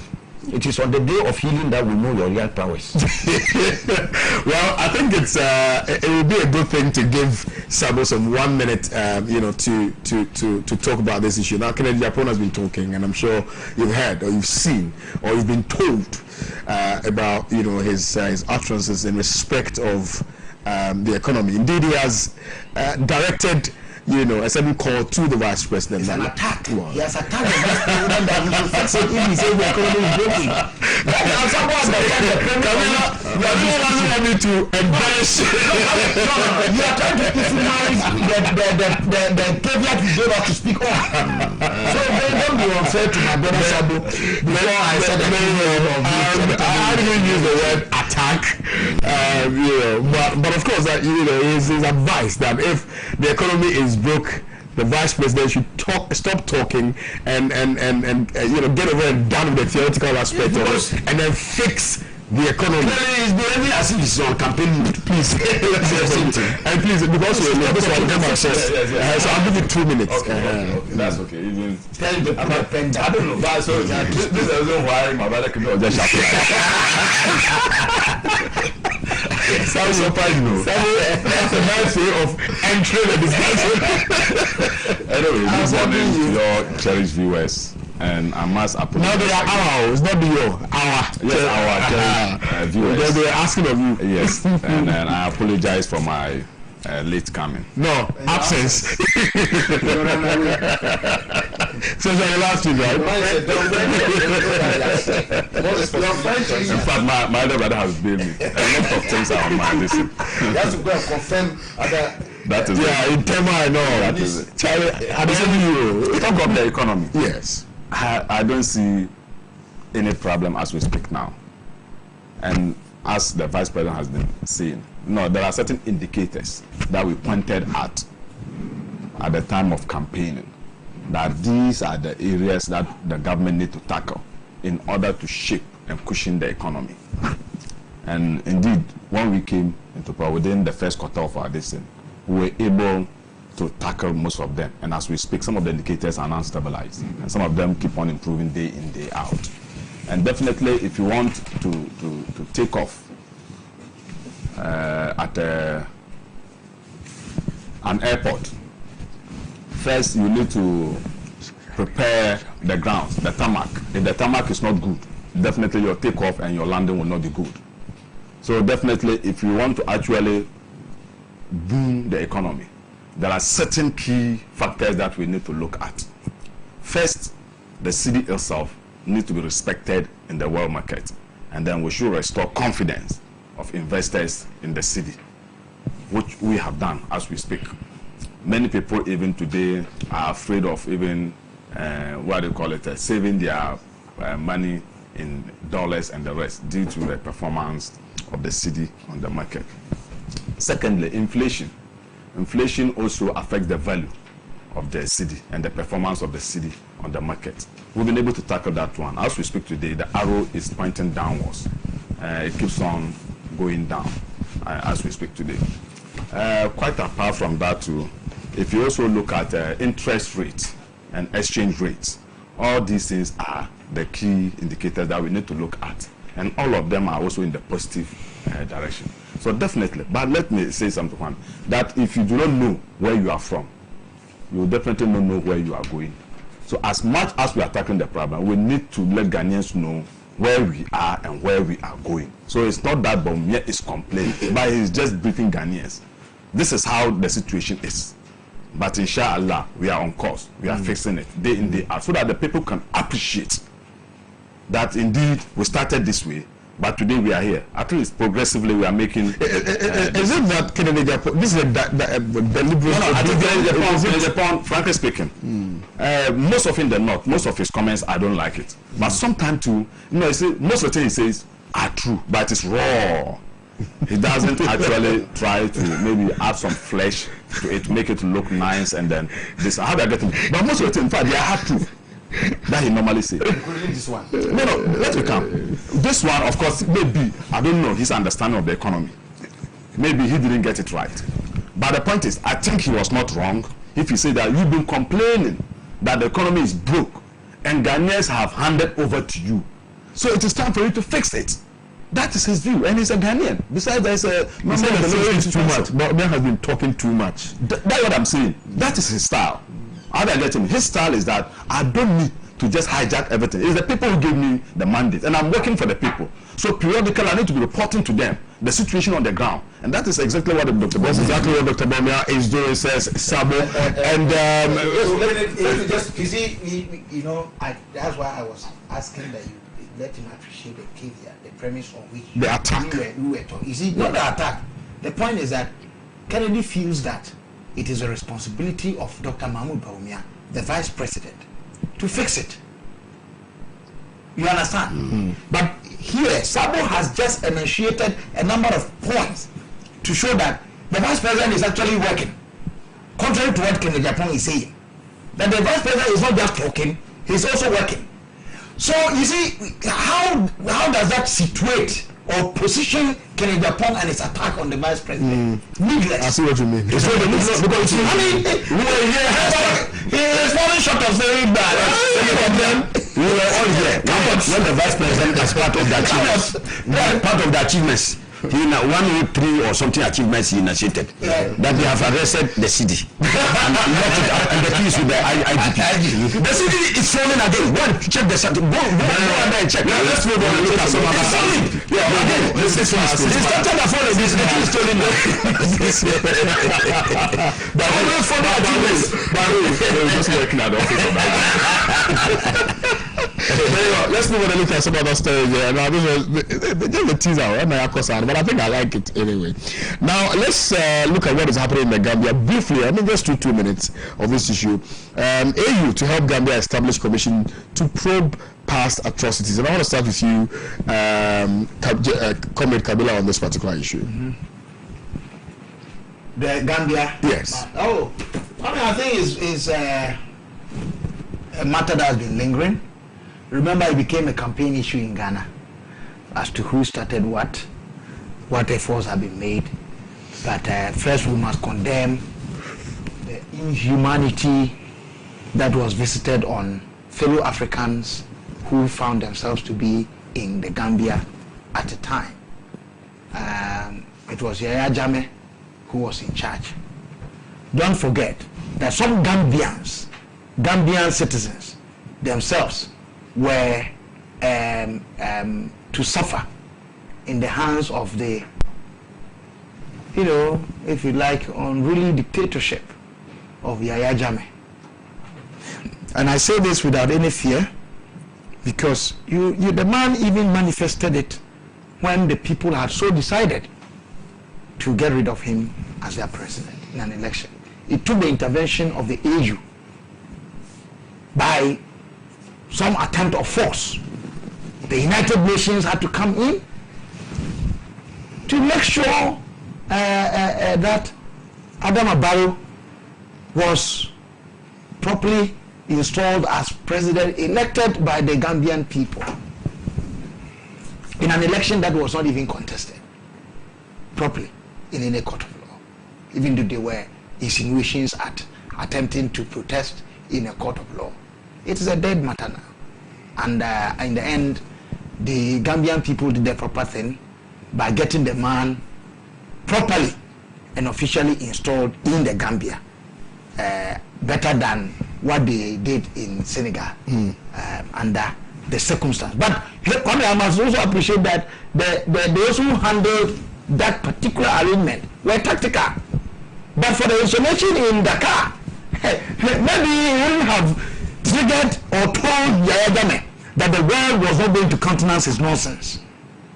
And the impunity he was trying to show to the world, and particularly to the Gambian people. So it was handled well, with the intervention of ECOWAS and AU's emissaries, including our own John Dramani Mahama. The tactics that they adopted and the discussions, and he did well. I recall that our president Nana Dankwa Akufo-Addo even praised the former president for his role in that. At the end, I don't know how many Ghanaians were killed in the process, but we remember numbers were tabled around. Sometimes they said it was 40, sometimes it was 48, sometimes it was 44, and the screaming headlines. 44 missing Ghanaians. And the Kufuor government did nothing about it. NDC came to power for 8 years. I think the matter got to some closure under the reign of President Mahama, if I recall. But it is reimagined that all is not over.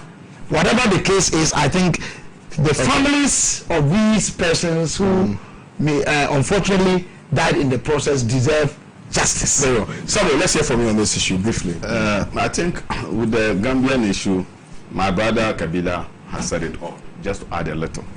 What I need to add is that it is very important that a probe is actually initiated into this matter. Just to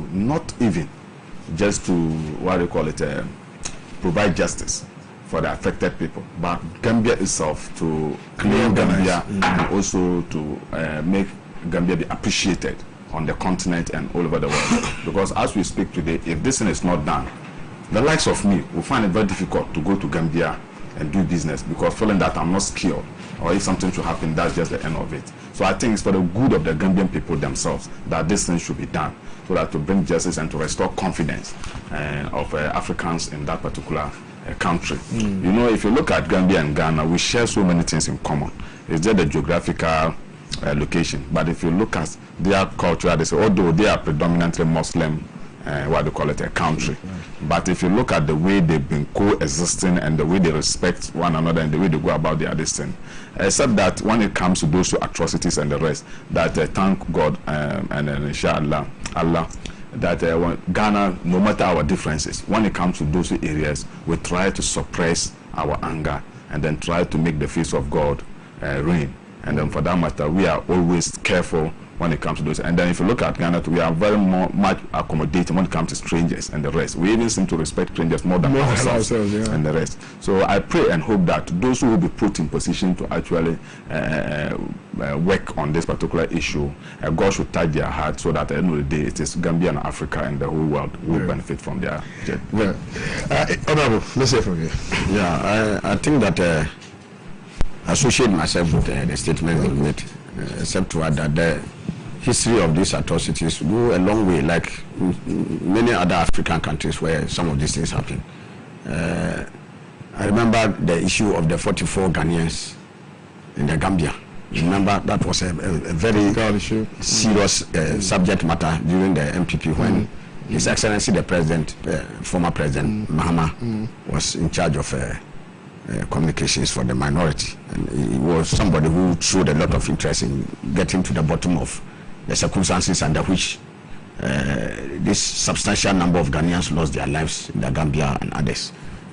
So I think together with other human rights abuses that must have occurred in Gambia, we need a closure on those ones so that we can move forward. But I'm aware that already, there's an African, the AU Commission on Human Rights, it's based in Banjul, it's in Gambia. They already have a very fair idea of how a lot of this is. So I believe that a lot of human resources can be picked and from that area to be able to enhance the work of this commission that the AU intends to help Gambia to deal with. But I see it more as having an African solution to African problems. I detest the situation where the ICC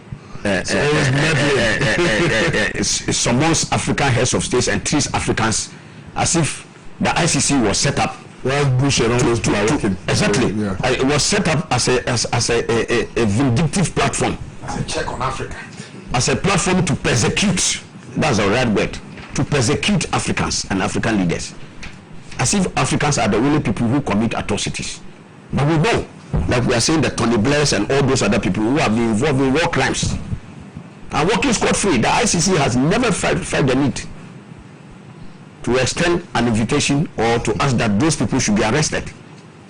I know even in some of those developed countries, a number of civil society organizations have called for the arrest of some of those leaders, including Bush and all those who went to war, and thousands of people lost their lives for no justifiable reason. So I think that this is an answer to take away the pretext of the ICC coming after African leaders and others to do this kind of nicely put. Now let me quickly remind you that the WhatsApp number is active 0560000114. We're also streaming live on YouTube, so if you have internet, you can just go on YouTube and you can start watching us live on YouTube. Let me read some of your messages that have come in, and then we'll go for this quick breather. But of course, to tell you that we're going to be looking at what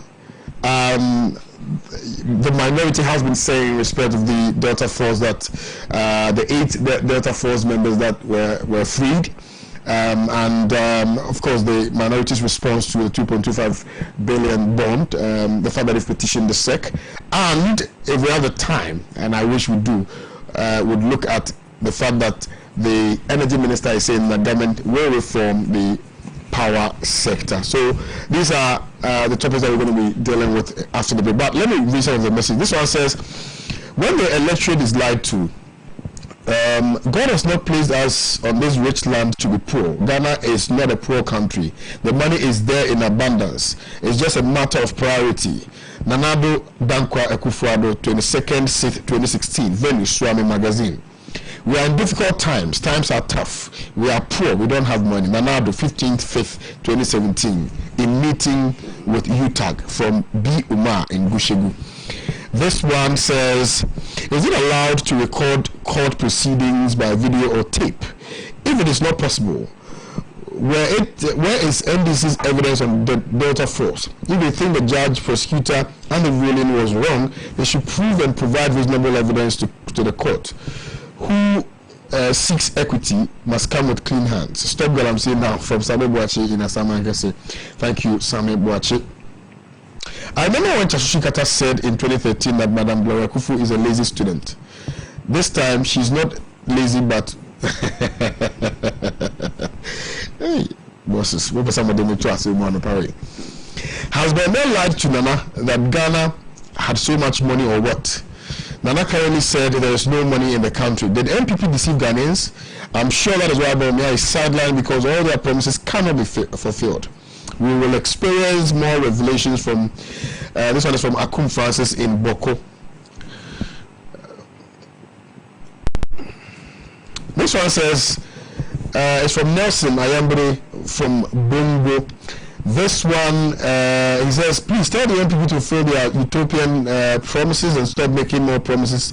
For Ghanaians are watching them and will make their decision come 2020. Please, I strongly support Kenya Japan because it's Dr. Bamia who was going around deceiving the people of Ghana that the economy is broke, and when the MPP come to power, they'll fix it. So why is he complaining now? He should fix it, period. Thank you for your message.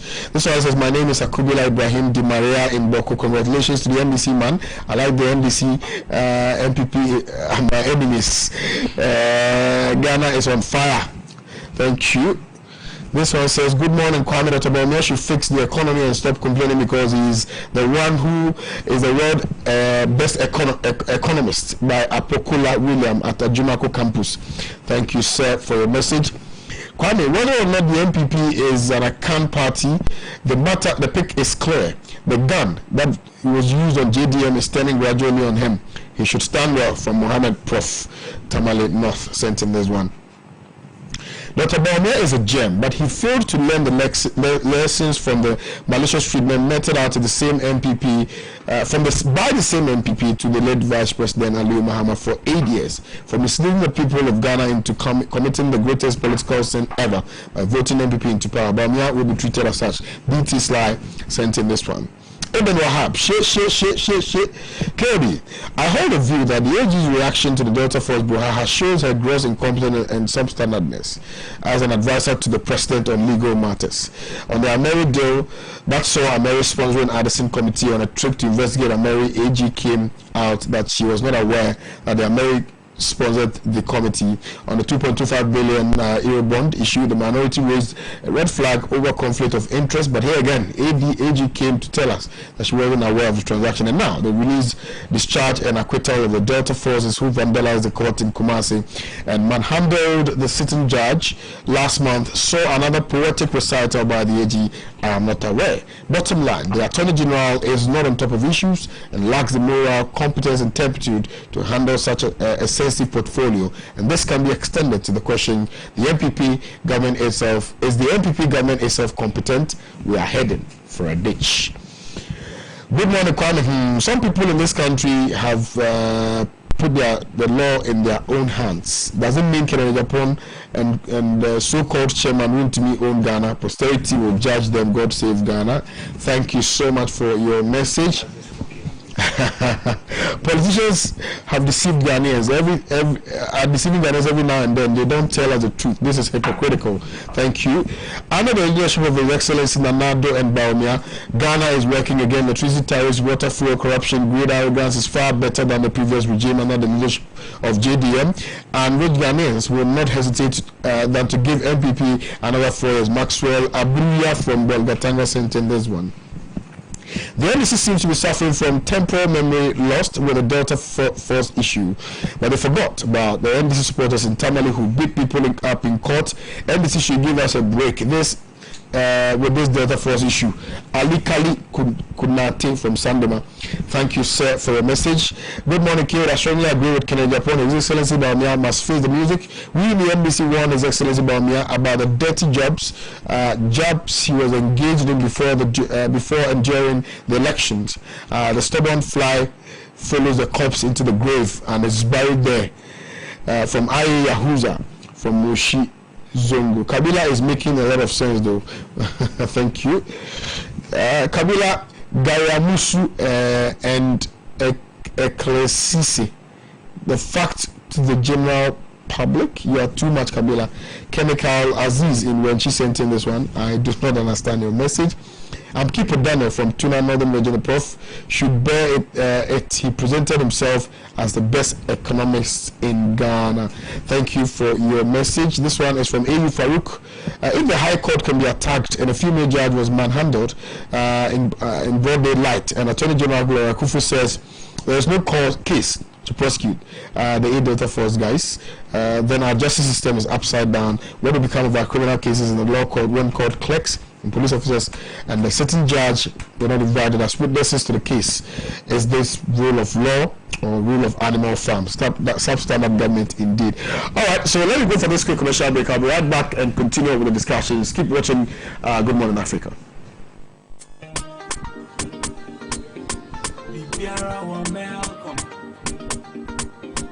Luciano le meoko, no fiano ye meoko.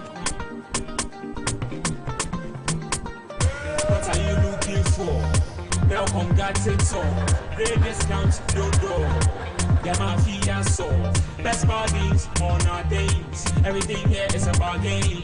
High quality, puts be a priority. So tell your mom, tell Poppy. Tell you actually everybody.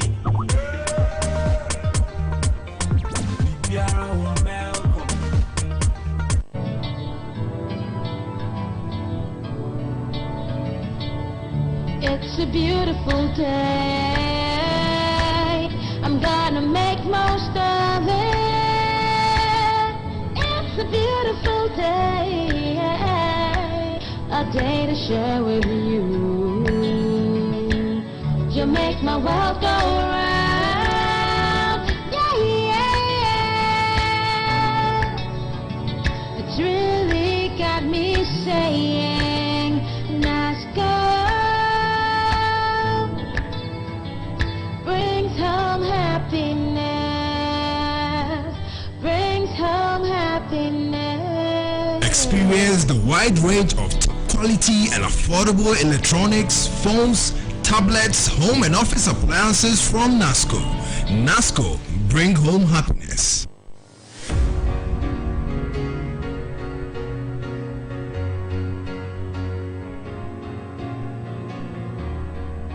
How much is this?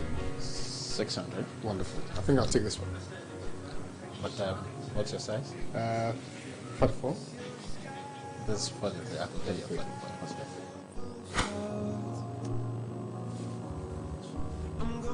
This is the man, your home of quality shoes from the UK. We have various shoes for the office, for your formal and casual occasions. Visit the man in Abelenke. Our office is located just behind Aquatech. Our telephone numbers are 020-873-7166. You can also reach us on our landline 0302-730-760. We'll be expecting you.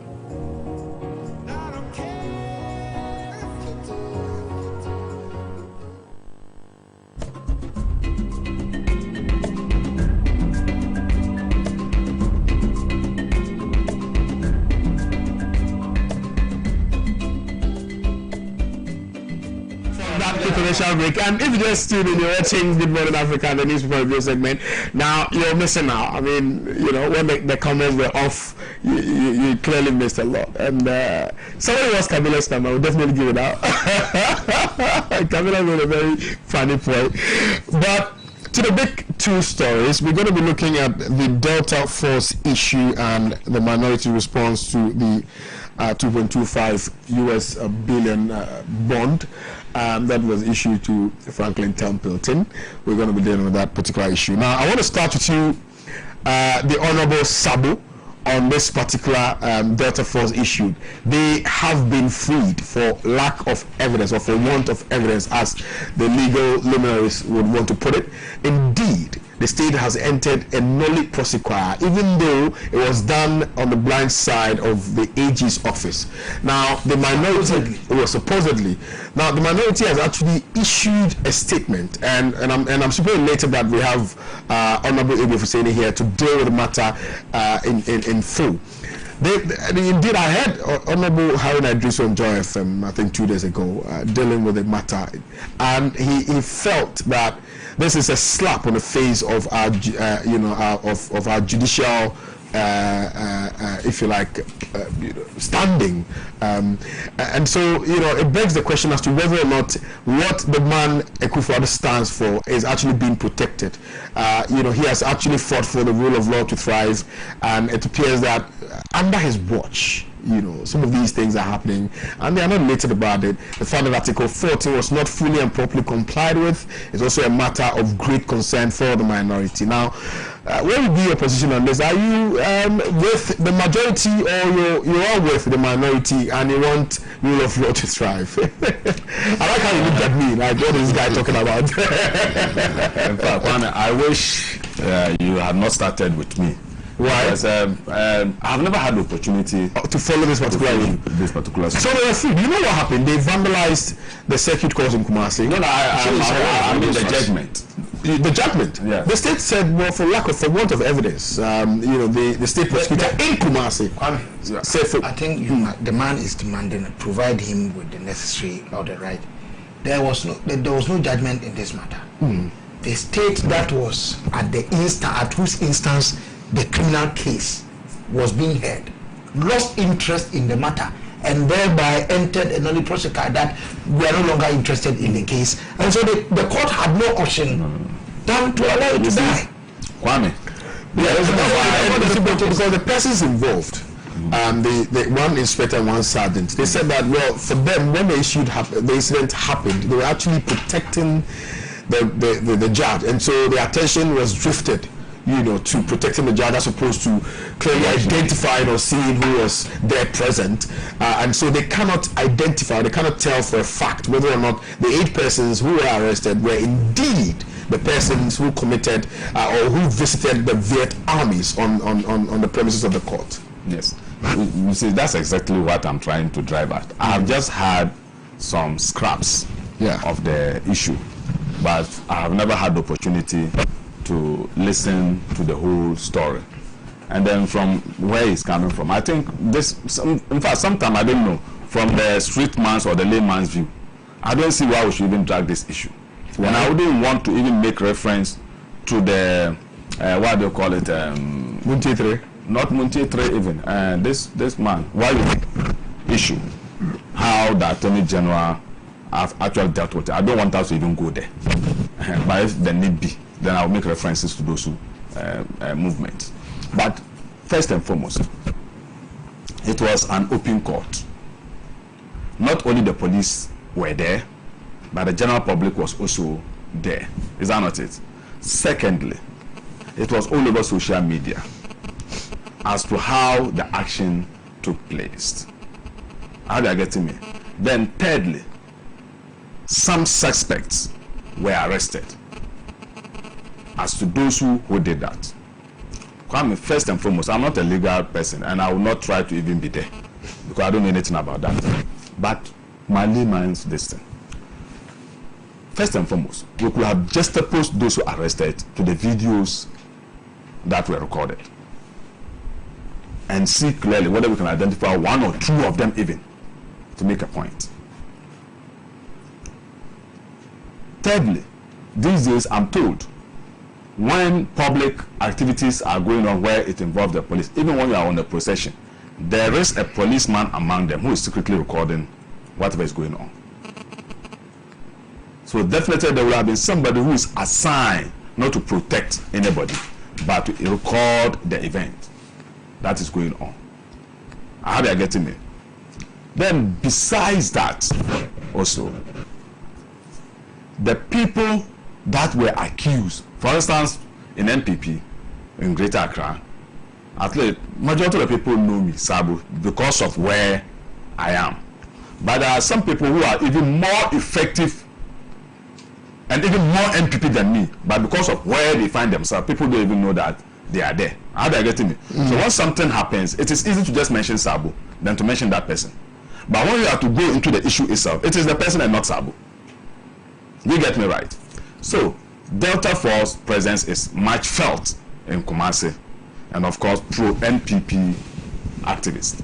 Are they getting me? So, and then it was also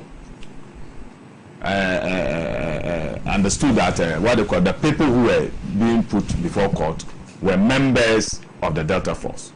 So if there should be any rescue effort, then definitely it should be Delta Force. But in most cases, in criminal judges or something, judgment and other things, that's not the case. Because now, Kwame, if I want to put you into trouble, and I know very well that something is happening of which the general public's attention is on you, then I can quickly arrange for some people and say, go and make an attempt to rescue Kwame, and whoever comes your way, attack the person or do anything to the person.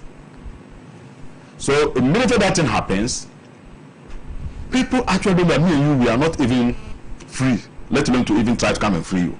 So nobody's attention will be directed towards me, because I would never try to rescue you. But your friends and your close associates, they are the people will start pointing at, because they are the people who want to rescue you. So in criminal cases, these things normally happen, where your own enemies will pretend to be your friends, just to divert public attention. Are you suggesting on other matters that I will not be surprised? Who did the dissing are not that I will not even be surprised. Sympathizers. I will not even be surprised. But they have come out to admit that they're part.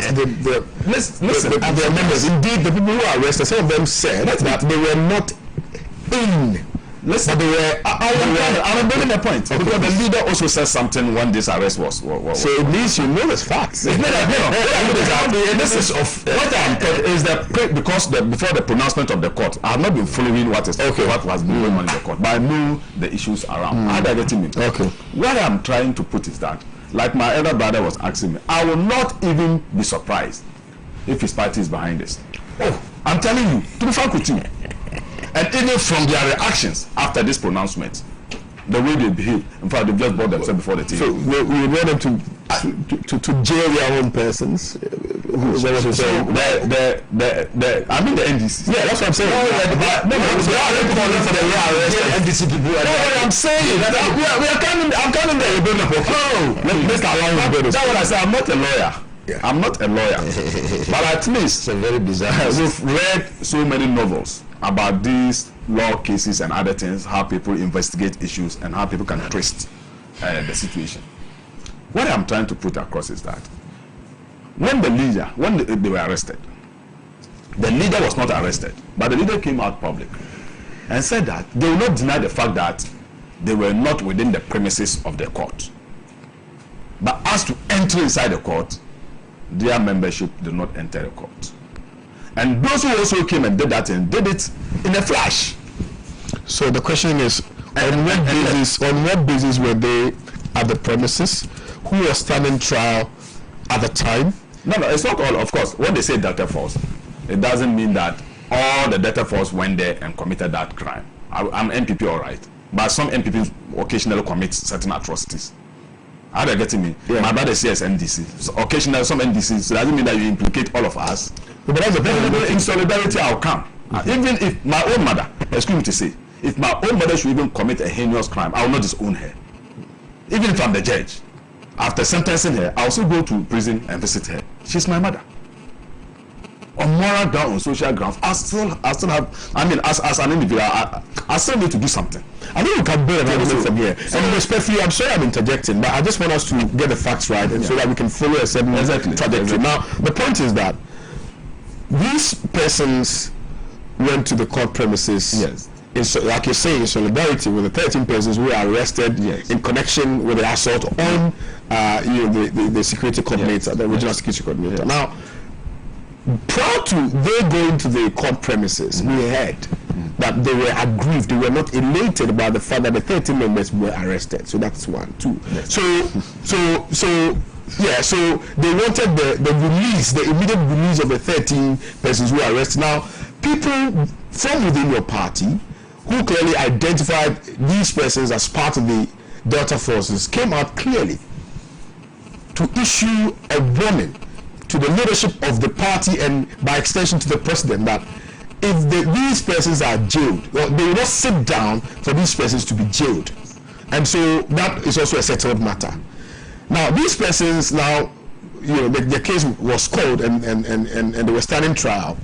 The members of the Delta Force go to the court premises, and then something happens.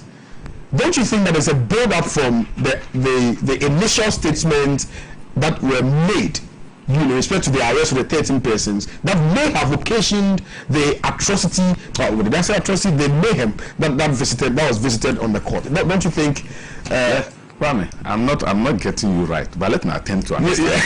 No, I don't know if I make sense. No. You let me attempt to understand it. Okay.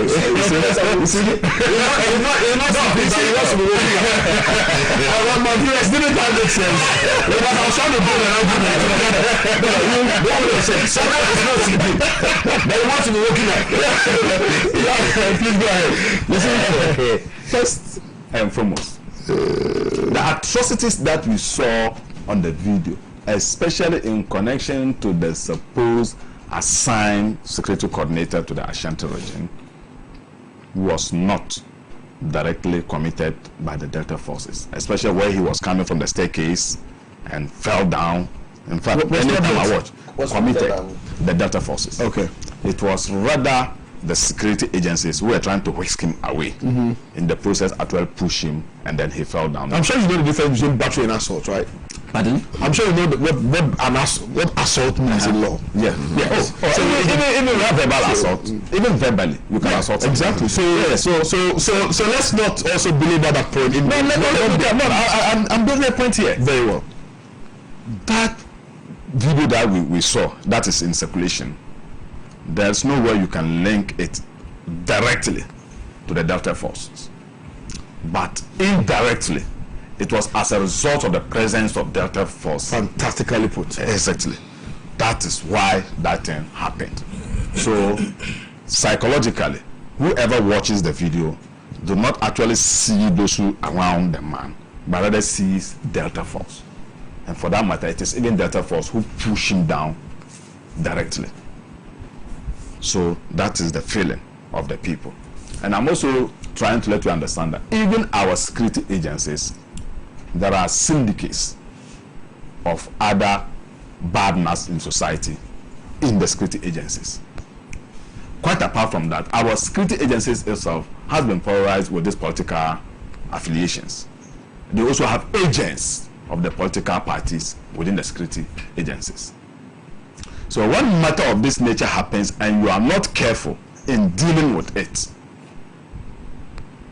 the same law that you use to deal with it unjustifiably will go round and come after you again when the evidence are finally out. What has happened in the court, that for lack of evidence, isn't it? And I think they were discharged and not acquitted. Of course. So the case is still lingering. Yeah, I mean, it's a teaser to the general public. Yeah. If you think you have evidence, if you think you have enough evidence that can make the court prosecute these people, this is the time, this opportunity. Come out with those evidence. So why should we go around the table making a lot of noise? Okay. When the doors are open for you to go there and present your case. Okay. So where has the what do you call it? Is it the Attorney General or whoever is sat on the case gone wrong? He has given the opportunity to come in. Samuel, Kamila, you heard from Samuel on this particular issue. What's your take? Kwame, first and foremost, we can all pretend that nothing happened in this country and move on with our lives.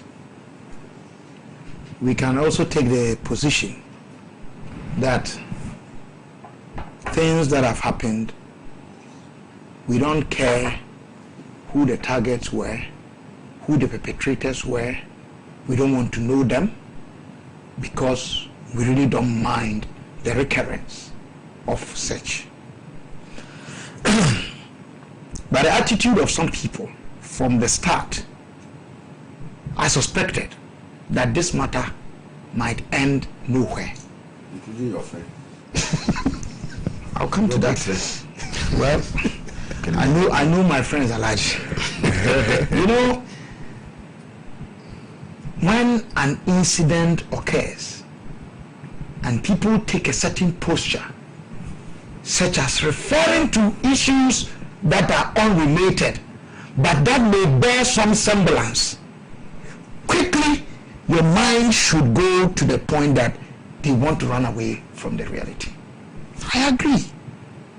Look, cases are either civil or criminal. The standard of measure for civil cases is a preponderance of probabilities. Whose argument will hold sway over the other? In other words, who can build enough evidence to show that his case is more closer to the truth or the reality, even if the person is lying, in civil matters. Now, in criminal matters,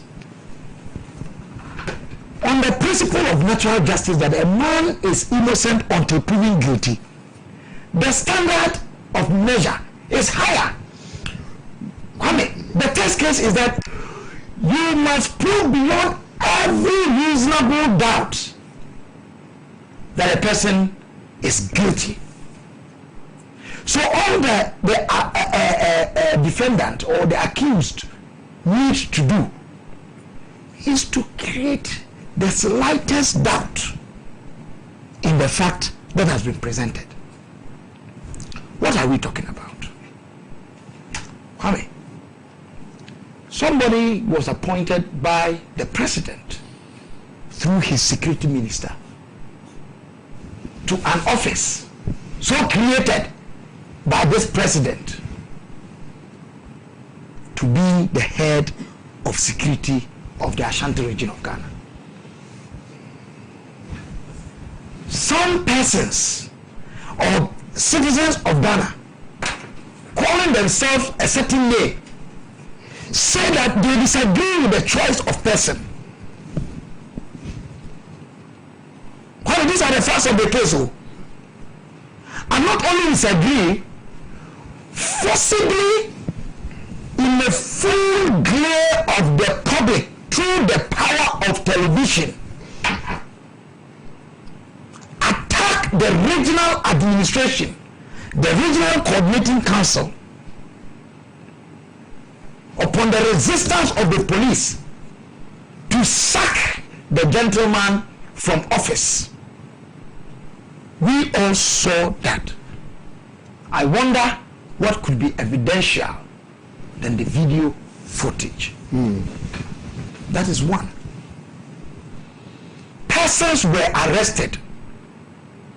We are told by a certain member of parliament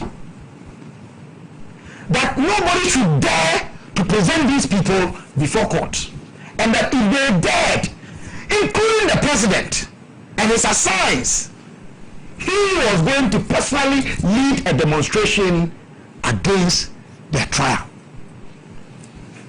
Amen. Yes, sir. Demonstrations take various shapes and forms. Due to the threat of this sitting member of parliament, on the day of the hearing of this matter, the courts were physically attacked. The sitting judge, the prosecution, and the ordinary persons who were in court for their own cases took to their heels. This is a recorded matter. I wonder what could be more evidential than that.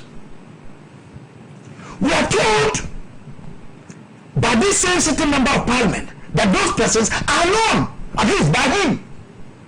They are their boys. They are his boys. And that he has been dealing with them since 2008 and mentioned figures of money that he spent to sponsor them, to do what job he claimed was what secured them victory in 2016.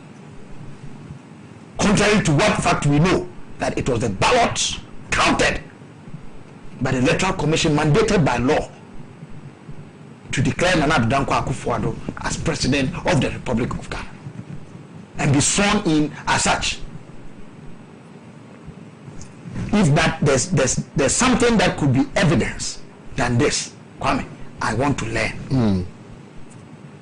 Proceeding from this, persons were arrested, put on trial, found guilty, okay, for an attempt to run away from custody.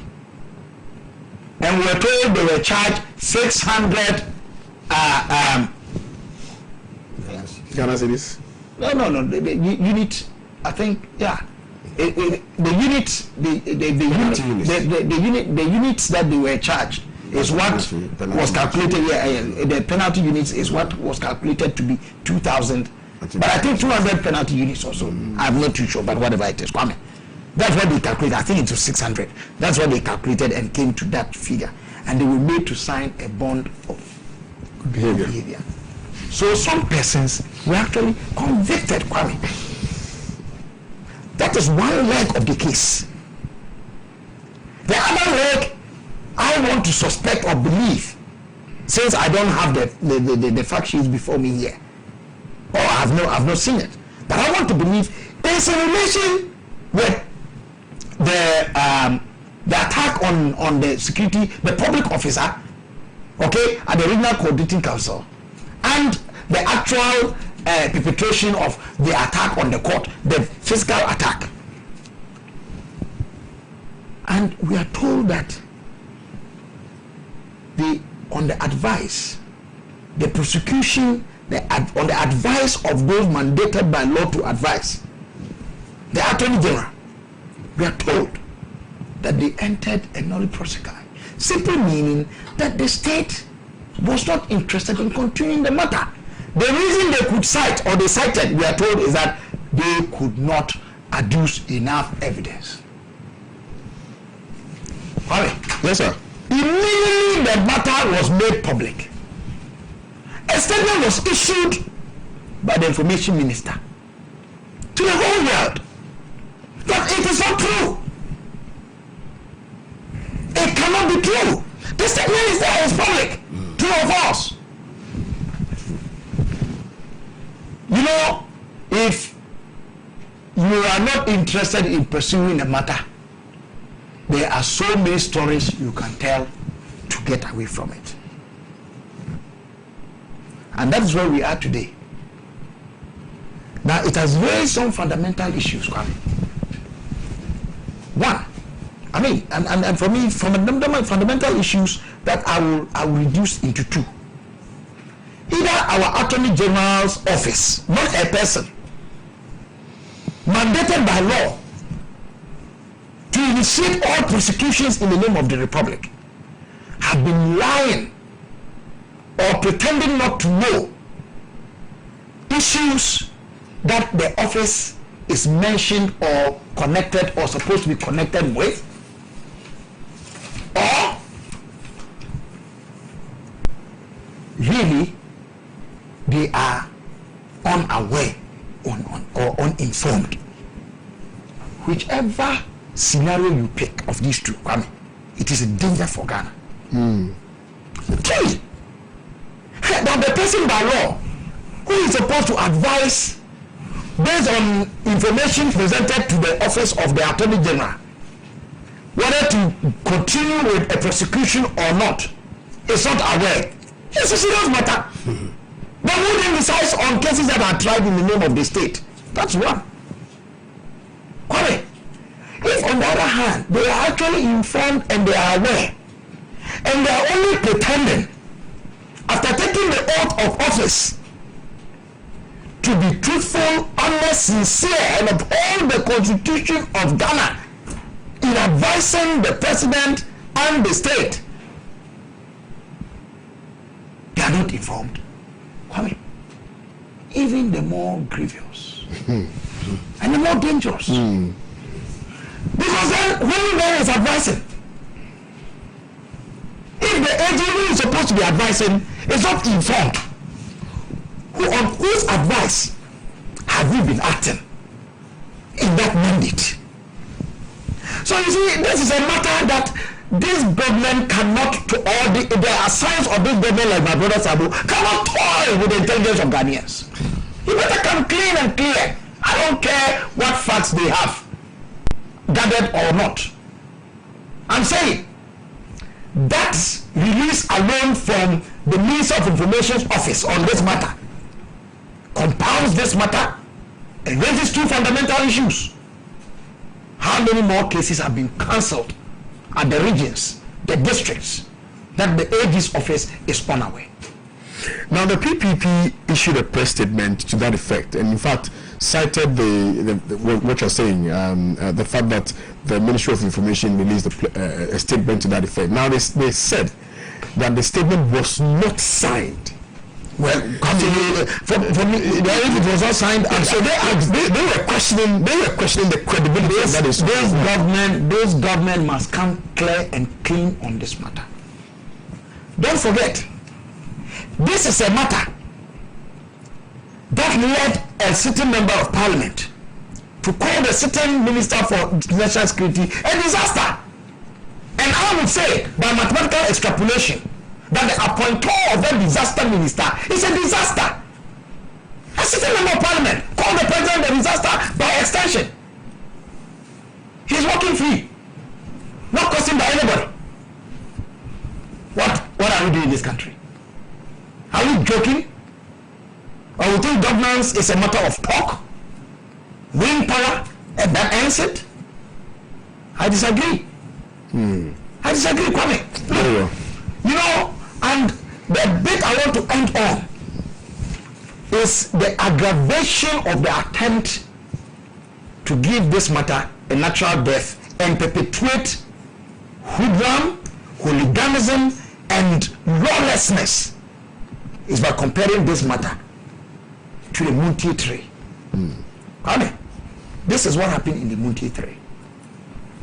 People sat on radio and verbally attacked the apex court of the land and cast all manner of insinuations, even referring us to that murderous act which has become the martyr's day in Ghana's political and judicial history. They received condemnation from some of us, and I remember it was on Multi FM that I condemned that particular verbal attack in the presence of one of them, my senior at the University of Cape Coast, Alista. I told him in the face, I said, you dare not remind us of what happened on June 30, 1982. So they received condemnation. Kwame, the Supreme Court sees itself with the power constitutionally given, even though normally contempt issues are to be initiated at the Attorney General. There's an exception, I think in Article 296 or so, where the courts can call contempt unto themselves. And they did that. The matter went through, so it was tried. They were represented by lawyers, true or false? True. The court came to a conclusion, gave judgment, and sentenced them. Alista, Mugabe Mase, and what's the name of the third guy? I think Akogan. Akogan. Began serving their sentence. They were in jail for more than 1 month. Hold on. While serving their term, His Excellency the President of the Republic, in exercise of his constitutional residual powers of prerogative of mercy, which was not a novelty, had been exercised by all the presidents we have had under this Fourth Republic. Jerry John Rawlings, John Ajekun Kufuor, John Evans Atamilos. He, John Dramani Mahama, exercised that same, not by cancelling the sentence, which he could have done, didn't do, but reduced their sentence by a month. They said 2 months instead of 3 months. People should give us a break by comparing the two. People should give us a break. The Mahama is not the first president to exercise the prerogative of mercy. And the exercise of the prerogative of mercy, Kwame, in no way suggested that the president was condoning the act for which they were serving the sentence. Otherwise, are you going to say that President Kufuor or President Mills or President Wallace, for exercising the prerogative of mercy almost every 1st of July by releasing prisoners, are condoning or accepting the crimes of which those people were serving sentence. We should be consistent with our principles. Very well. Unless we want to give away the attempt at getting to closure, proper closure on this matter, by citing the Mookie Terror. Otherwise, the two are the same. Let's bring in maybe if say me into this issue, maybe. Yeah, thank you very much. You see, Kwame. Yes, sir. And let me commend Comrade Kabila for the very eloquent manner he has dealt with the issue, especially given the genesis, the background. Because I saw my brother Sabo struggling to justify that even in the case of the DC, it was other NDC people who rather went to the courts to cause the mayhem and not MPP people. Shocking. I know that the dance of the goat can never please the hyena. So if he says, especially if it's a goat syndrome, exactly, that we have to do one goat, one DC in their political lexicon. It's something that is amazing. Kwame, yes, sir. What happened at the court earlier this week? It's Ghana's day of shame. Ghana's day of infamy. Ghana's day of humiliation. It's a sad day in the annals of our history as a democracy. Kwame, why do I say so? Like Comrade Kabila narrated, in a democracy, conflicts are not settled by violent resort to violence as a tool for the resolution of conflicts. Especially so when it is over issues such as an appointment within a same political party. Like he eloquently put, it was, Kwame, like the saying is that if you are suffering in hell, blame death. It is the attitude of the Delta forces in disagreeing with the appointment of the Ashanti Regional Security Coordinator and the method they chose to oppose that appointment that has brought all this about. And like he said, by the benefit of technology, today, Kwame, you can be doing something decent, somebody will just take his phone and capture the video live. Not to talk about institutions where video, what do you call it, closed circuit television or video is available to take pictures. So it is abundantly clear, like Comrade Kabila established, who and what forces are behind this.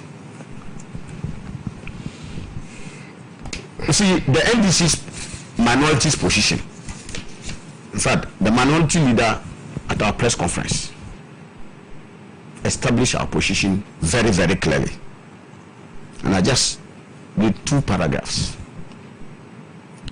We refer to the action by the Honorable Attorney General as bizarre, because this is a government that claims to be an adherent to the rule of law and to the fundamental protection of the fundamental human rights and freedoms of our people. What has just happened is nothing more than a travesty of justice and a lack of respect for the judiciary, which is one of the 3 organs of government. The executive has a duty to uphold the tenets of the law and especially of our constitution, and in particular demonstrate in conduct and action its respect for the other organs of state, particularly the judiciary. By this action, justice delivery has begun on a slippery downward slope with serious repercussions for this country, among others. Kwame, let me come down to the issues that were before the court, and I just ask basic questions. Kwame, did the incident happen in court where people so moto on their own invaded the court. Did it happen? Mm-hmm. Was the court vandalized? Mm-hmm. Were court proceedings disrupted as a result of the action of the hooligans? Mm-hmm. Were suspects who were properly arraigned before the court freed or not?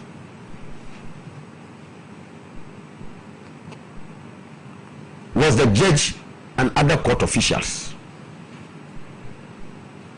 not only assaulted but felt in danger and had to run for their dear lives? Did that happen or not?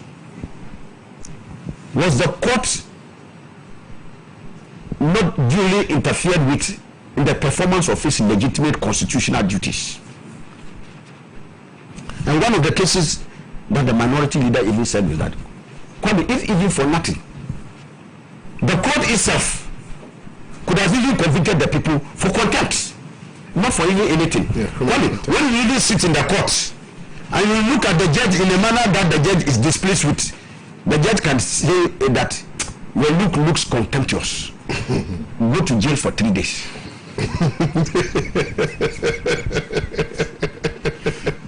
That's criminal contempt. I know. Yes. Look, and the court can do that too. There's case law that the judges it can be abused. Abused, yeah. I am telling you. Yeah. This one is just look. Natural eyes God has given you a look at somebody. The person interprets my look. How do you prove your case? Just with a look. How do you? I'm saying that the judge can even do that.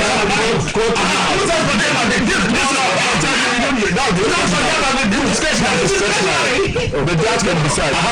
So when the court, the judge said it's discretionary, but within the ambit of the law. That is it.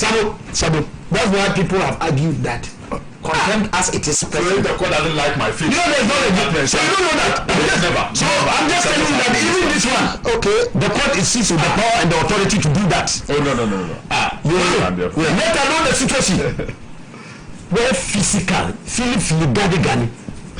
People, hooligans mount a raid in the court. Even the way mount a raid, they will call it raid. Schwarzenegger or what is that American Schwarzenegger type of raid. In the court of law, when the court was in session and normal court procedures were taking place, the judge had to flee for dear life, like all other court proceedings. And Kwame, we cannot get any issues of contempt and deliberate disruption of the proceedings of the court. I think that is the one they were tried and convicted. No, I'm talking of even this one which happened with this particular case, where the Loli Prosequa was entered. Kwame, and all of us in this day and age, Kwame, where technology abounds, where this particular matter has gone viral, it's on video. And people can talk about the admissibility, because there have been instances where those videos have been admissible, and we have been told of situations where even the police are not at a scene, robbery or some other criminal activities take place. The police later can get videos and they're able to trace and use that one and go to court and secure successful prosecutions. Yeah. Is that not it? So what happened in this particular instance with that abundance of evidence? I've been saying that, Kwame, you are living on the banks of a river and washing your hands with spittle. You are sitting on a river bank and complaining of thirst. What? In the abundance of evidence that we had, we could not find evidence, because what we have been told is that the people, the Loli Prosequa was fired because there was no evidence to prosecute the case, to lay the accused. I mean, that's why I'm saying all this. We are sitting on the gold mine and languishing in abject poverty. Choice. It's by choice. This is the situation in which we find ourselves. That's why we in the minority have no iota of doubt that what took place was a politically motivated decision by the MPP to free its own hoodlums.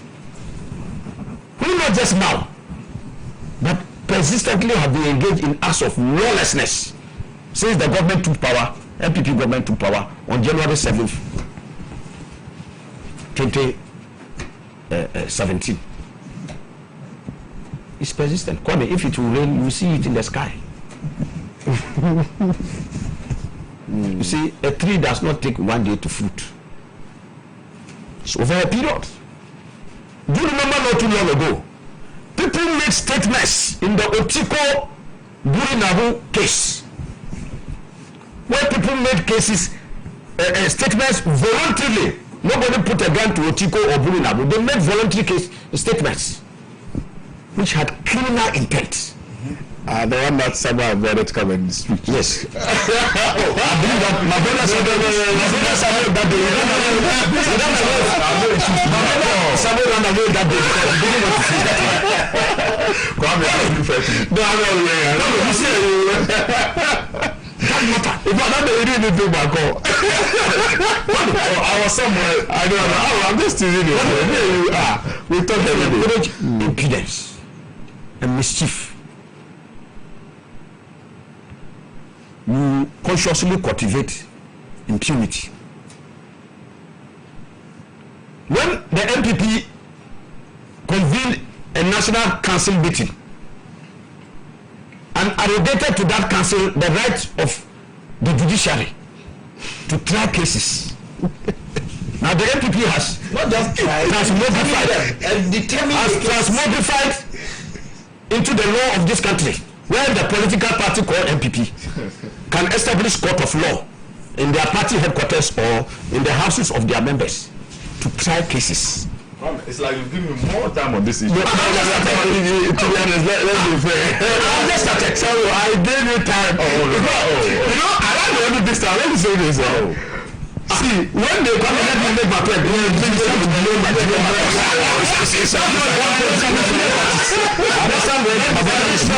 yes, that is how it's flow.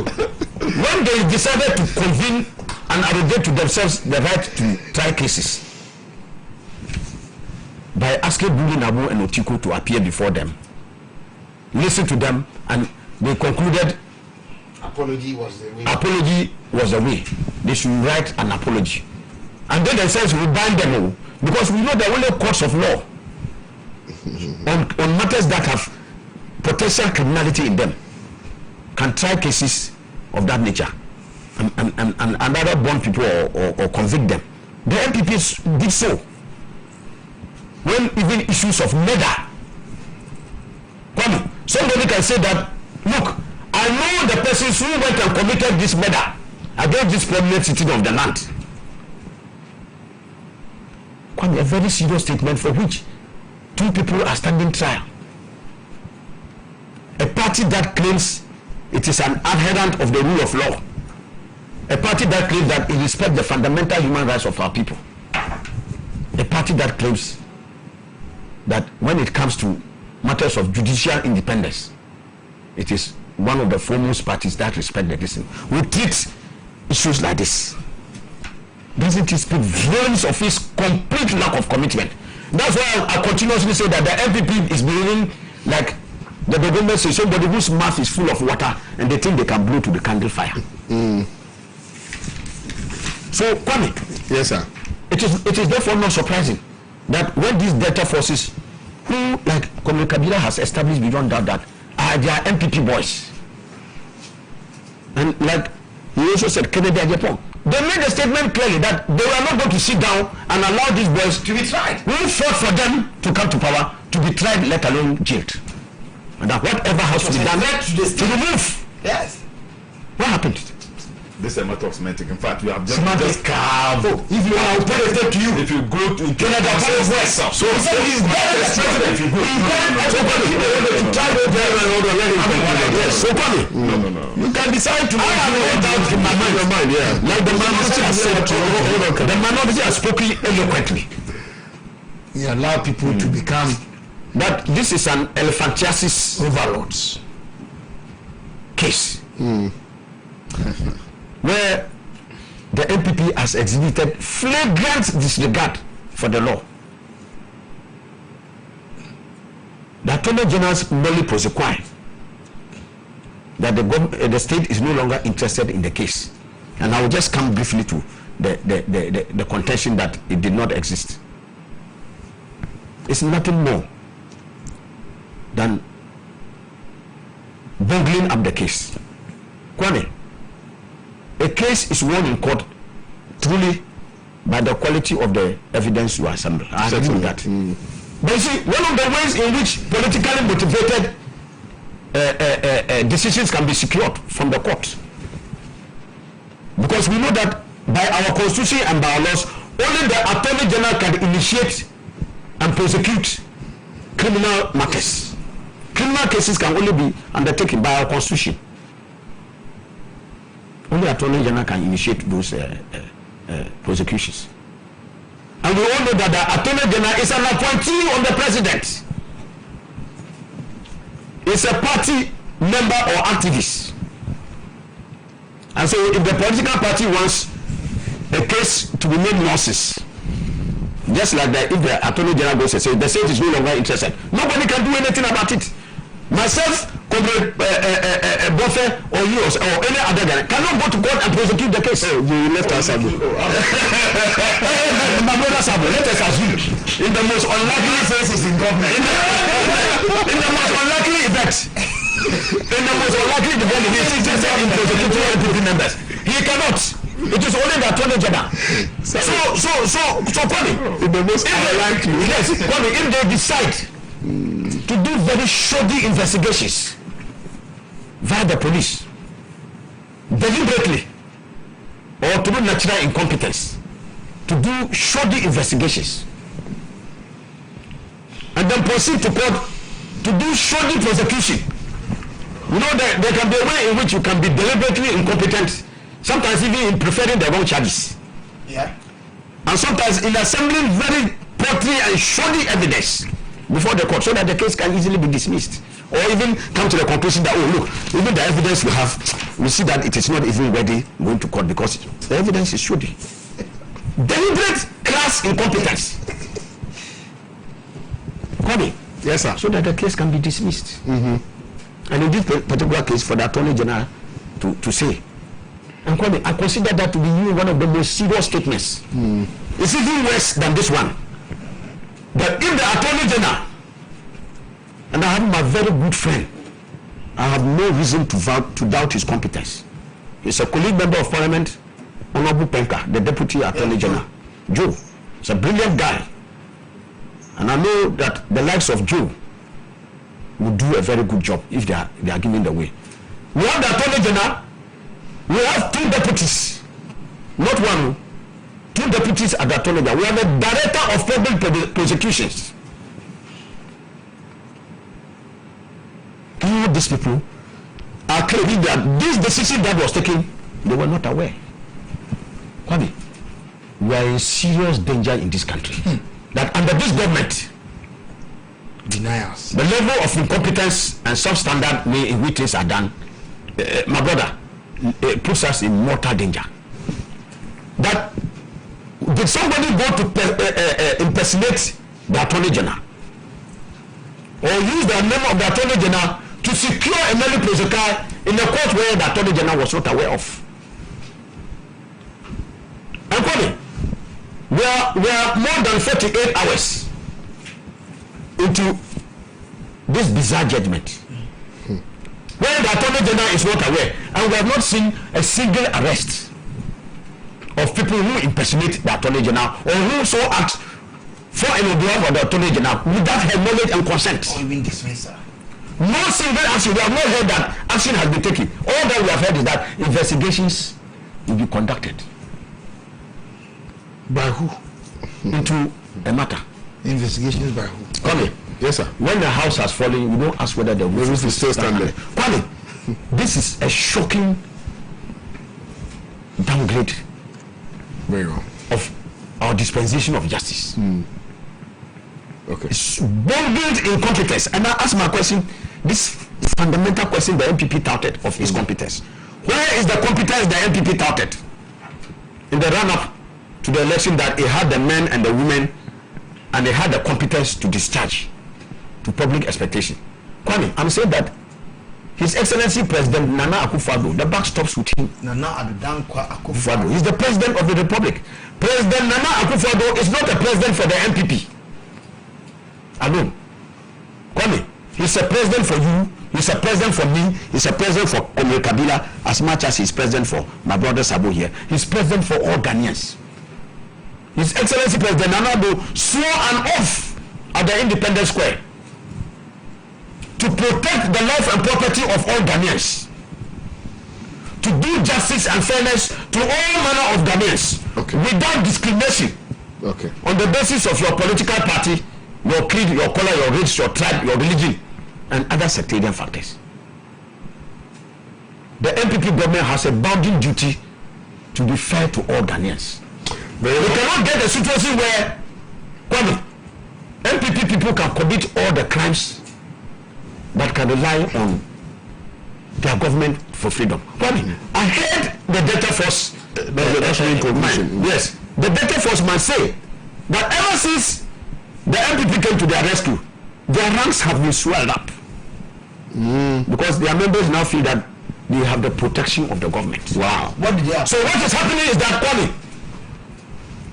a culture of impunity is now being anchored in this country, where people can feel that they are MPP, they can commit all the crimes and get away. They will get away with it because other midway to be the case, many prosecutions will be filed, or it won't be initiated at all, or they will just say, look, lack of evidence. We didn't see what happened. We cannot get the requisite level of evidence to deal with the matter. On the basis of that, the matter should be so. Kwame, I want to say that, and I'll use this opportunity to make a clarion call. I listened to the Ghana Bar Association statement on this matter, and even though they came out to disagree with what happened, the language was so mild that you couldn't believe that that was the same Ghana Bar Association which condemned, which used very serious language, outright condemnation of the Munche tree. And like Omri Kabila has eloquently demonstrated, the comparison with the Munche tree is completely out of sync. The Munche tree, nobody interfered with the administration of justice. The law went its full course, and the people were sentenced, and they started and served the sentence. We are volunteering and volunteering free advice to the MPP. Please, they should have allowed this case to go the Blue Hawk, so that when the people are sentenced and they start their sentence, the president can exercise his discretion, his constitutional powers of leader. But I'm taking this opportunity to call on moral society, especially our clergy. Our clergy, these are men of God. I believe, tomorrow, all of us will exit this world and will stand before our Maker. God, in His infinite wisdom, has given us the rope. Tomorrow, He will ask all the religious people in this country, when evil was being perpetrated, did you speak out? Where was your voice? In similar situations where similar things happen, we were loud on the rooftops. Today that is happening. Where is your voice? The Almighty God will record it and ask them questions. Very well. So on that note, civil society organizations. Someone wanted to say something real quick. All other businesses who have been vocal must stand up against this impunity the MPP is somebody in our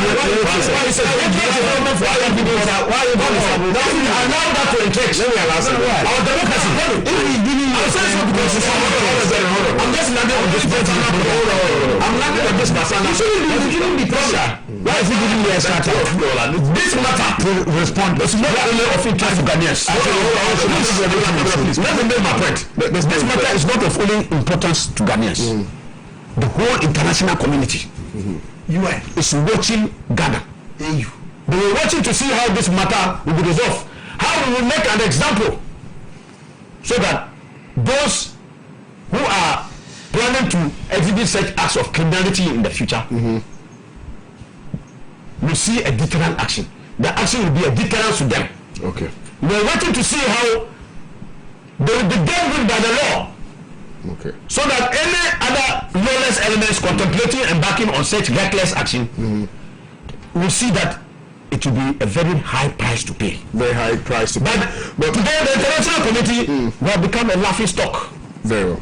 Very well. That in spite of what happened and everybody is seeing it, our own system, our own people who are supposed to enforce the law said that they didn't see anything happening. So it's like on that note, the saying that if a vigilant security man wants to unmask you, even if you steal something, including a pin in your pocket, he can find you. But if he decides not to see, even if you pass with a stolen elephant by the gate, you will see. So quickly. Yes, Kwame. You see, let me just even start from where he has just concluded. You see, if you listen to Kabila and my big brother, you can see that they've been circumambulating within the, like, no matter what, those people should be arrested without actually bringing the necessary evidence. That goes to bring the evidence. I'm coming to that. In fact, now the court is waiting for you to bring the evidence. No, you don't have a lot of time, so nevertheless, what I'm trying to put across, I'm surprised that they are so talking this way. Now, the court has opened up the whole process to the general public even. Which general public? I'm coming. I am coming. The court. Oh, please. You should be fair to us. The court has not opened it. No, that's why I'm saying that. I don't think that's open it. Why is it that that's when I'm talking? They are true, but I keep quiet when they are talking. But when I begin to talk now, then you see. No. The court has not opened anything to the judge. Go ahead. There's nothing that I conclude right now. Yeah. They said 8 people. Can we have to respond? And have been. You see, they are distracting me. Have been discharged. How they are getting me? Have been discharged. Is that not it? Yeah. For lack of evidence. Is that not it? And you are sitting here impregnated with a lot of evidence. You are a Ghanaian, even if you are not a Ghanaian in this case, but you are an eyewitness, somebody who has the evidence. You can go before the law court and say, I have sufficient or enough evidence to prove them guilty. So let's try the case. I think your point has been. So you can sit here. You see, that as far as this material moment we are in, the case has been closed. Yeah. The case has been opened. So who's going to provide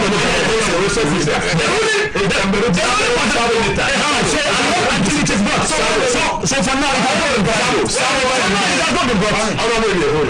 yes, sir. You know, I began my presentation that we can pretend that nothing happened in this country and get away with our lives. We can pretend. We can pretend we didn't hear anything. But I proceeded further to give you a chronology of events to make nonsense of any said conclusion. As we are being invited to do here. Okay. Who am I? Which court is inviting me as a member of the public to provide what evidence? Which court? You should tell us. Which court? Which court? Please. You see, I heard you say that. I heard you say that you are not. You have no benefit of any. Legal background, and so you would not attempt to be one. Yes. Very good, Kwame. The state of this matter, as we are told, is that the case, the state, which is clothed with the power to prosecute this matter for a proper conclusion to be arrived at, says it is no longer interested in the matter because it has no evidence. It is only the state that can enter the matter. Everybody. Who am I? Who am I going to go to? I don't even know if you are going to say you are going to invite me to appeal to go to the state and say that I have such and such evidence. What other evidence do I need to say? Well, what other evidence do I need to say other than referring you to the video? Okay. Referring you to a massive number of parliament in Japan and it's threatening if you didn't hear. Yeah. And the police should be part of the trial. The police are the attorney general and those who are part of the to be done evidence.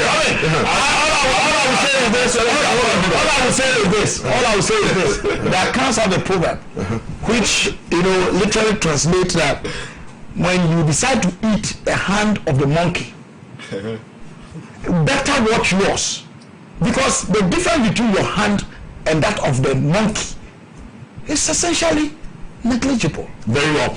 And on that note, let me read some of the messages that have come in. A lot of them actually. Good morning, KOD. I'm enjoying your show, but you didn't read my messages from some. You've not been reading my messages for some days now. Iman TK from Wa, I've read your message today. This one says, good morning, Kwame. An armed robber will enter a house and steal without cameras and sometimes with masks. The Ghana police will investigate from one source to the other till the perpetrator is arrested, prosecuted, and jailed. It's amazing to think that with the circulating video, the police couldn't find one of the Delta forces outside the court to start investigations with. And information reaching me is that the police service says it is not true. The Attorney General doesn't know about it. That it was her office that called for the discontinuation. God help us. Adel Umar Ibrahim sent in this one. You see, if you keep sending your messages, I can't read them because, okay, let me just keep quiet. Kerry, good morning, and to your panelists, may I know who is the independent prosecutor from B. Umar Gushegu? All right, B. Umar, thank you for your message. This one says, it's that law they used to dismiss the election petition. The same law was used to free the Munte 3. The same law was used to destroy the Delta 8. So we should stop being political about the ruling. From Master Hudu, Bolga Atlantic Base. Thank you, Master Hudu. Hi, Kwame, I beg you keep my name anonymous. Will the national executive of the NPP have intervened if the issue was about the death of Honorable J.B. Danko-Edu? I mean, the Bugi Nabu leak. Okay, you didn't even add your name, so I can't... NPP should enjoy their mandate, but they should remember 4 years is not 1,000 years. Inshallah, we shall go to the polls in 2020. God bless Mr. Kabila. S.A. Surini in Tamale, Dasbar. Abuka from Damango, if the court claim they don't have evidence, why did they find them and also ask them to sign a bond of good behavior? God save Ghana. Okay. I know for sure that close to the end of the year, Ghanaians will be desirous to go to the polls. Okay, thank you. This one is from Prof. Kala in Wa. Good morning, KOD. I'm watching you live on Facebook and YouTube. Keep the good work up, Pan-African TV. Yao, North Kaneshi. Please inform the NPP communicator Sabu that investigation and prosecution are the responsibility of the executive. Yao Piakubi. And Yao has sent me a press statement, okay, and was signed by Director of Communications, Nana Kumiana. Let me see if I can just read a bit of it. It says the New Patriotic Party has noted the statement signed by the Communications Minister, Dr. Edward Mahama. Oh, this was in 2016. Edward Omane, which granted remission of sentence to the 3 jailed individuals cited to have scandalized the court and threatened the judges of the Republic of Ghana. We are indeed disappointed in the President of the Republic, His Excellency John Dramani Mahama, for a singular act which appears to be an endorsement of behaviors unacceptable in our society. These are individuals who were jailed legally by the courts to deal with recalcitrant behavior and a creeping social canker that could devour this nation if not checked. We wish to state clearly that the NPP abhors disrespect for authority and would not associate with this action taken by the President. We wish to also demand that the President take steps to reverse the decision reached as it stands to open our judiciary to attacks that would not benefit this country. As a result, we call on all Ghanaians to take a cue from this and ensure that they vote out this incompetent administration in order to restore law and order in the Ghanaian society. Thank you, signed Nana Akomia, Director of Communications of the NPP. The NPP have just thrown the Constitution of Ghana into the sea and are using their own constitution. Ghanaians can't wait to get rid of them. JD and Beba Obaya sent in this one. Kwame, I'm always comfortable and proud when my indomitable, intelligent, and affable Honorable Ibi Ifuseni, my MP, and our MP for Sagnaribu speaks. The atmosphere becomes cool. Agba. Alhassa Yakubu of Jisonaili, right? Yeah, Jisonaili. Tamale. Thank you. Good morning, Kwame. Say Dasiba to my indefatigable MP, Honorable Ibi Fuseni, and Comrade Kabila for their wonderful and brilliant submissions this morning. As for Sabo, he should speak the truth too, like a typical Bagoma man, and stop defending the bad attitude of his party. From Adam Zakiu entirely. Hi.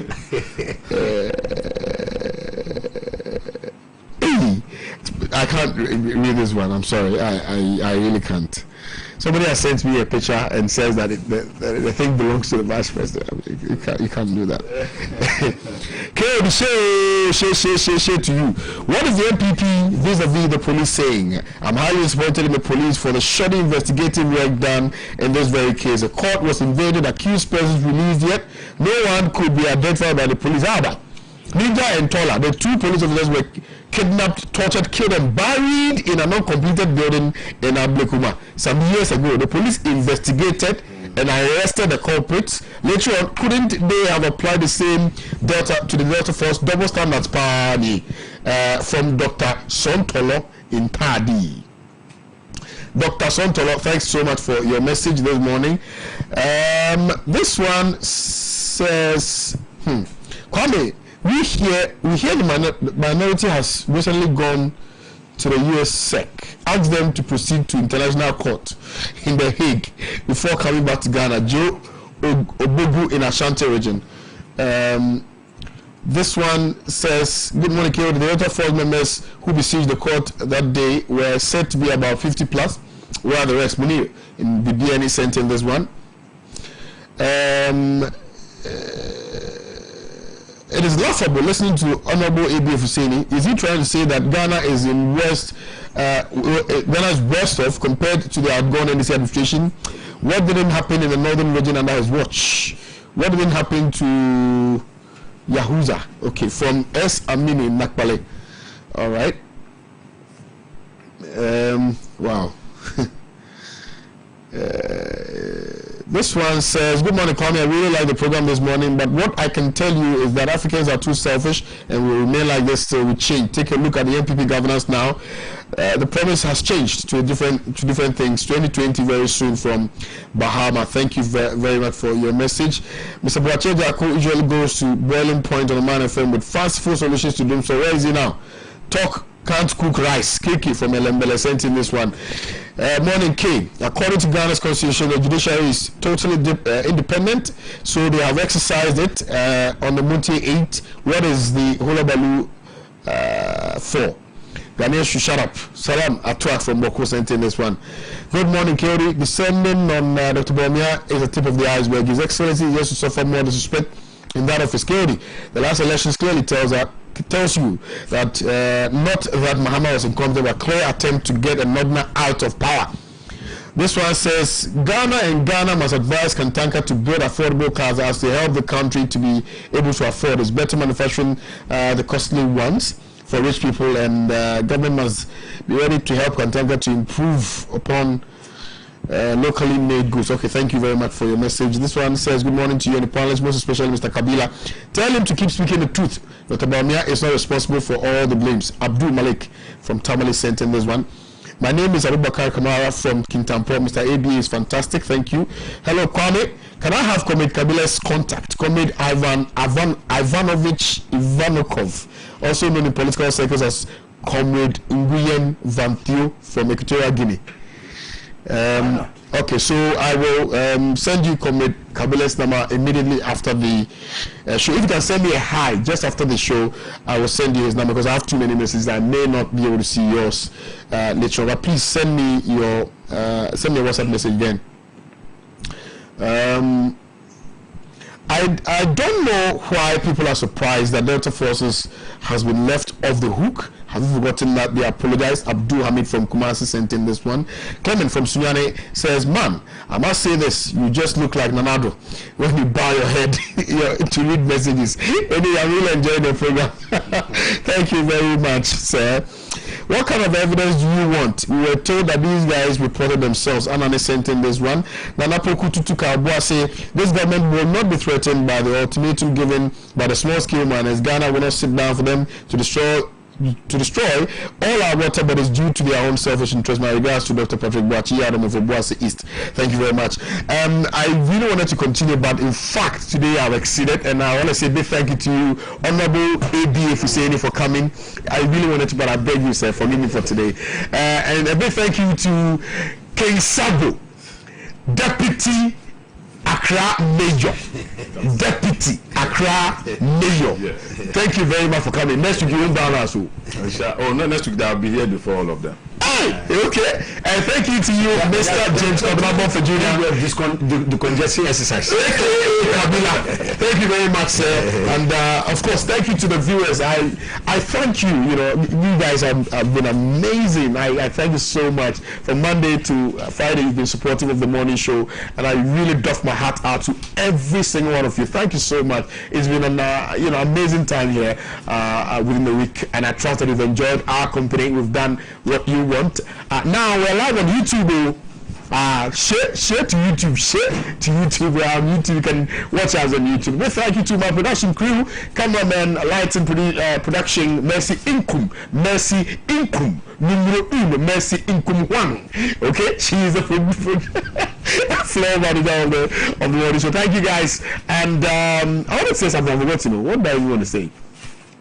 Anyway, my last proverb. And in fact, this one is just the ending remarks. You will only know the size of your belly if you bend down to laser show. And this one, I will employ you to use it too. When you go on the show, use it. That's what you mentioned. When you are talking of your belly, you must first consider the size of your anus when you are swallowing a sesame seed. Orlando, thank you for watching today's edition of Good Morning Africa. Thank you, Joseph, man. We have exceeded, but Charlie, thanks up, guys. Amazing. I'll see you guys on Monday. I love you all. Have a blessed.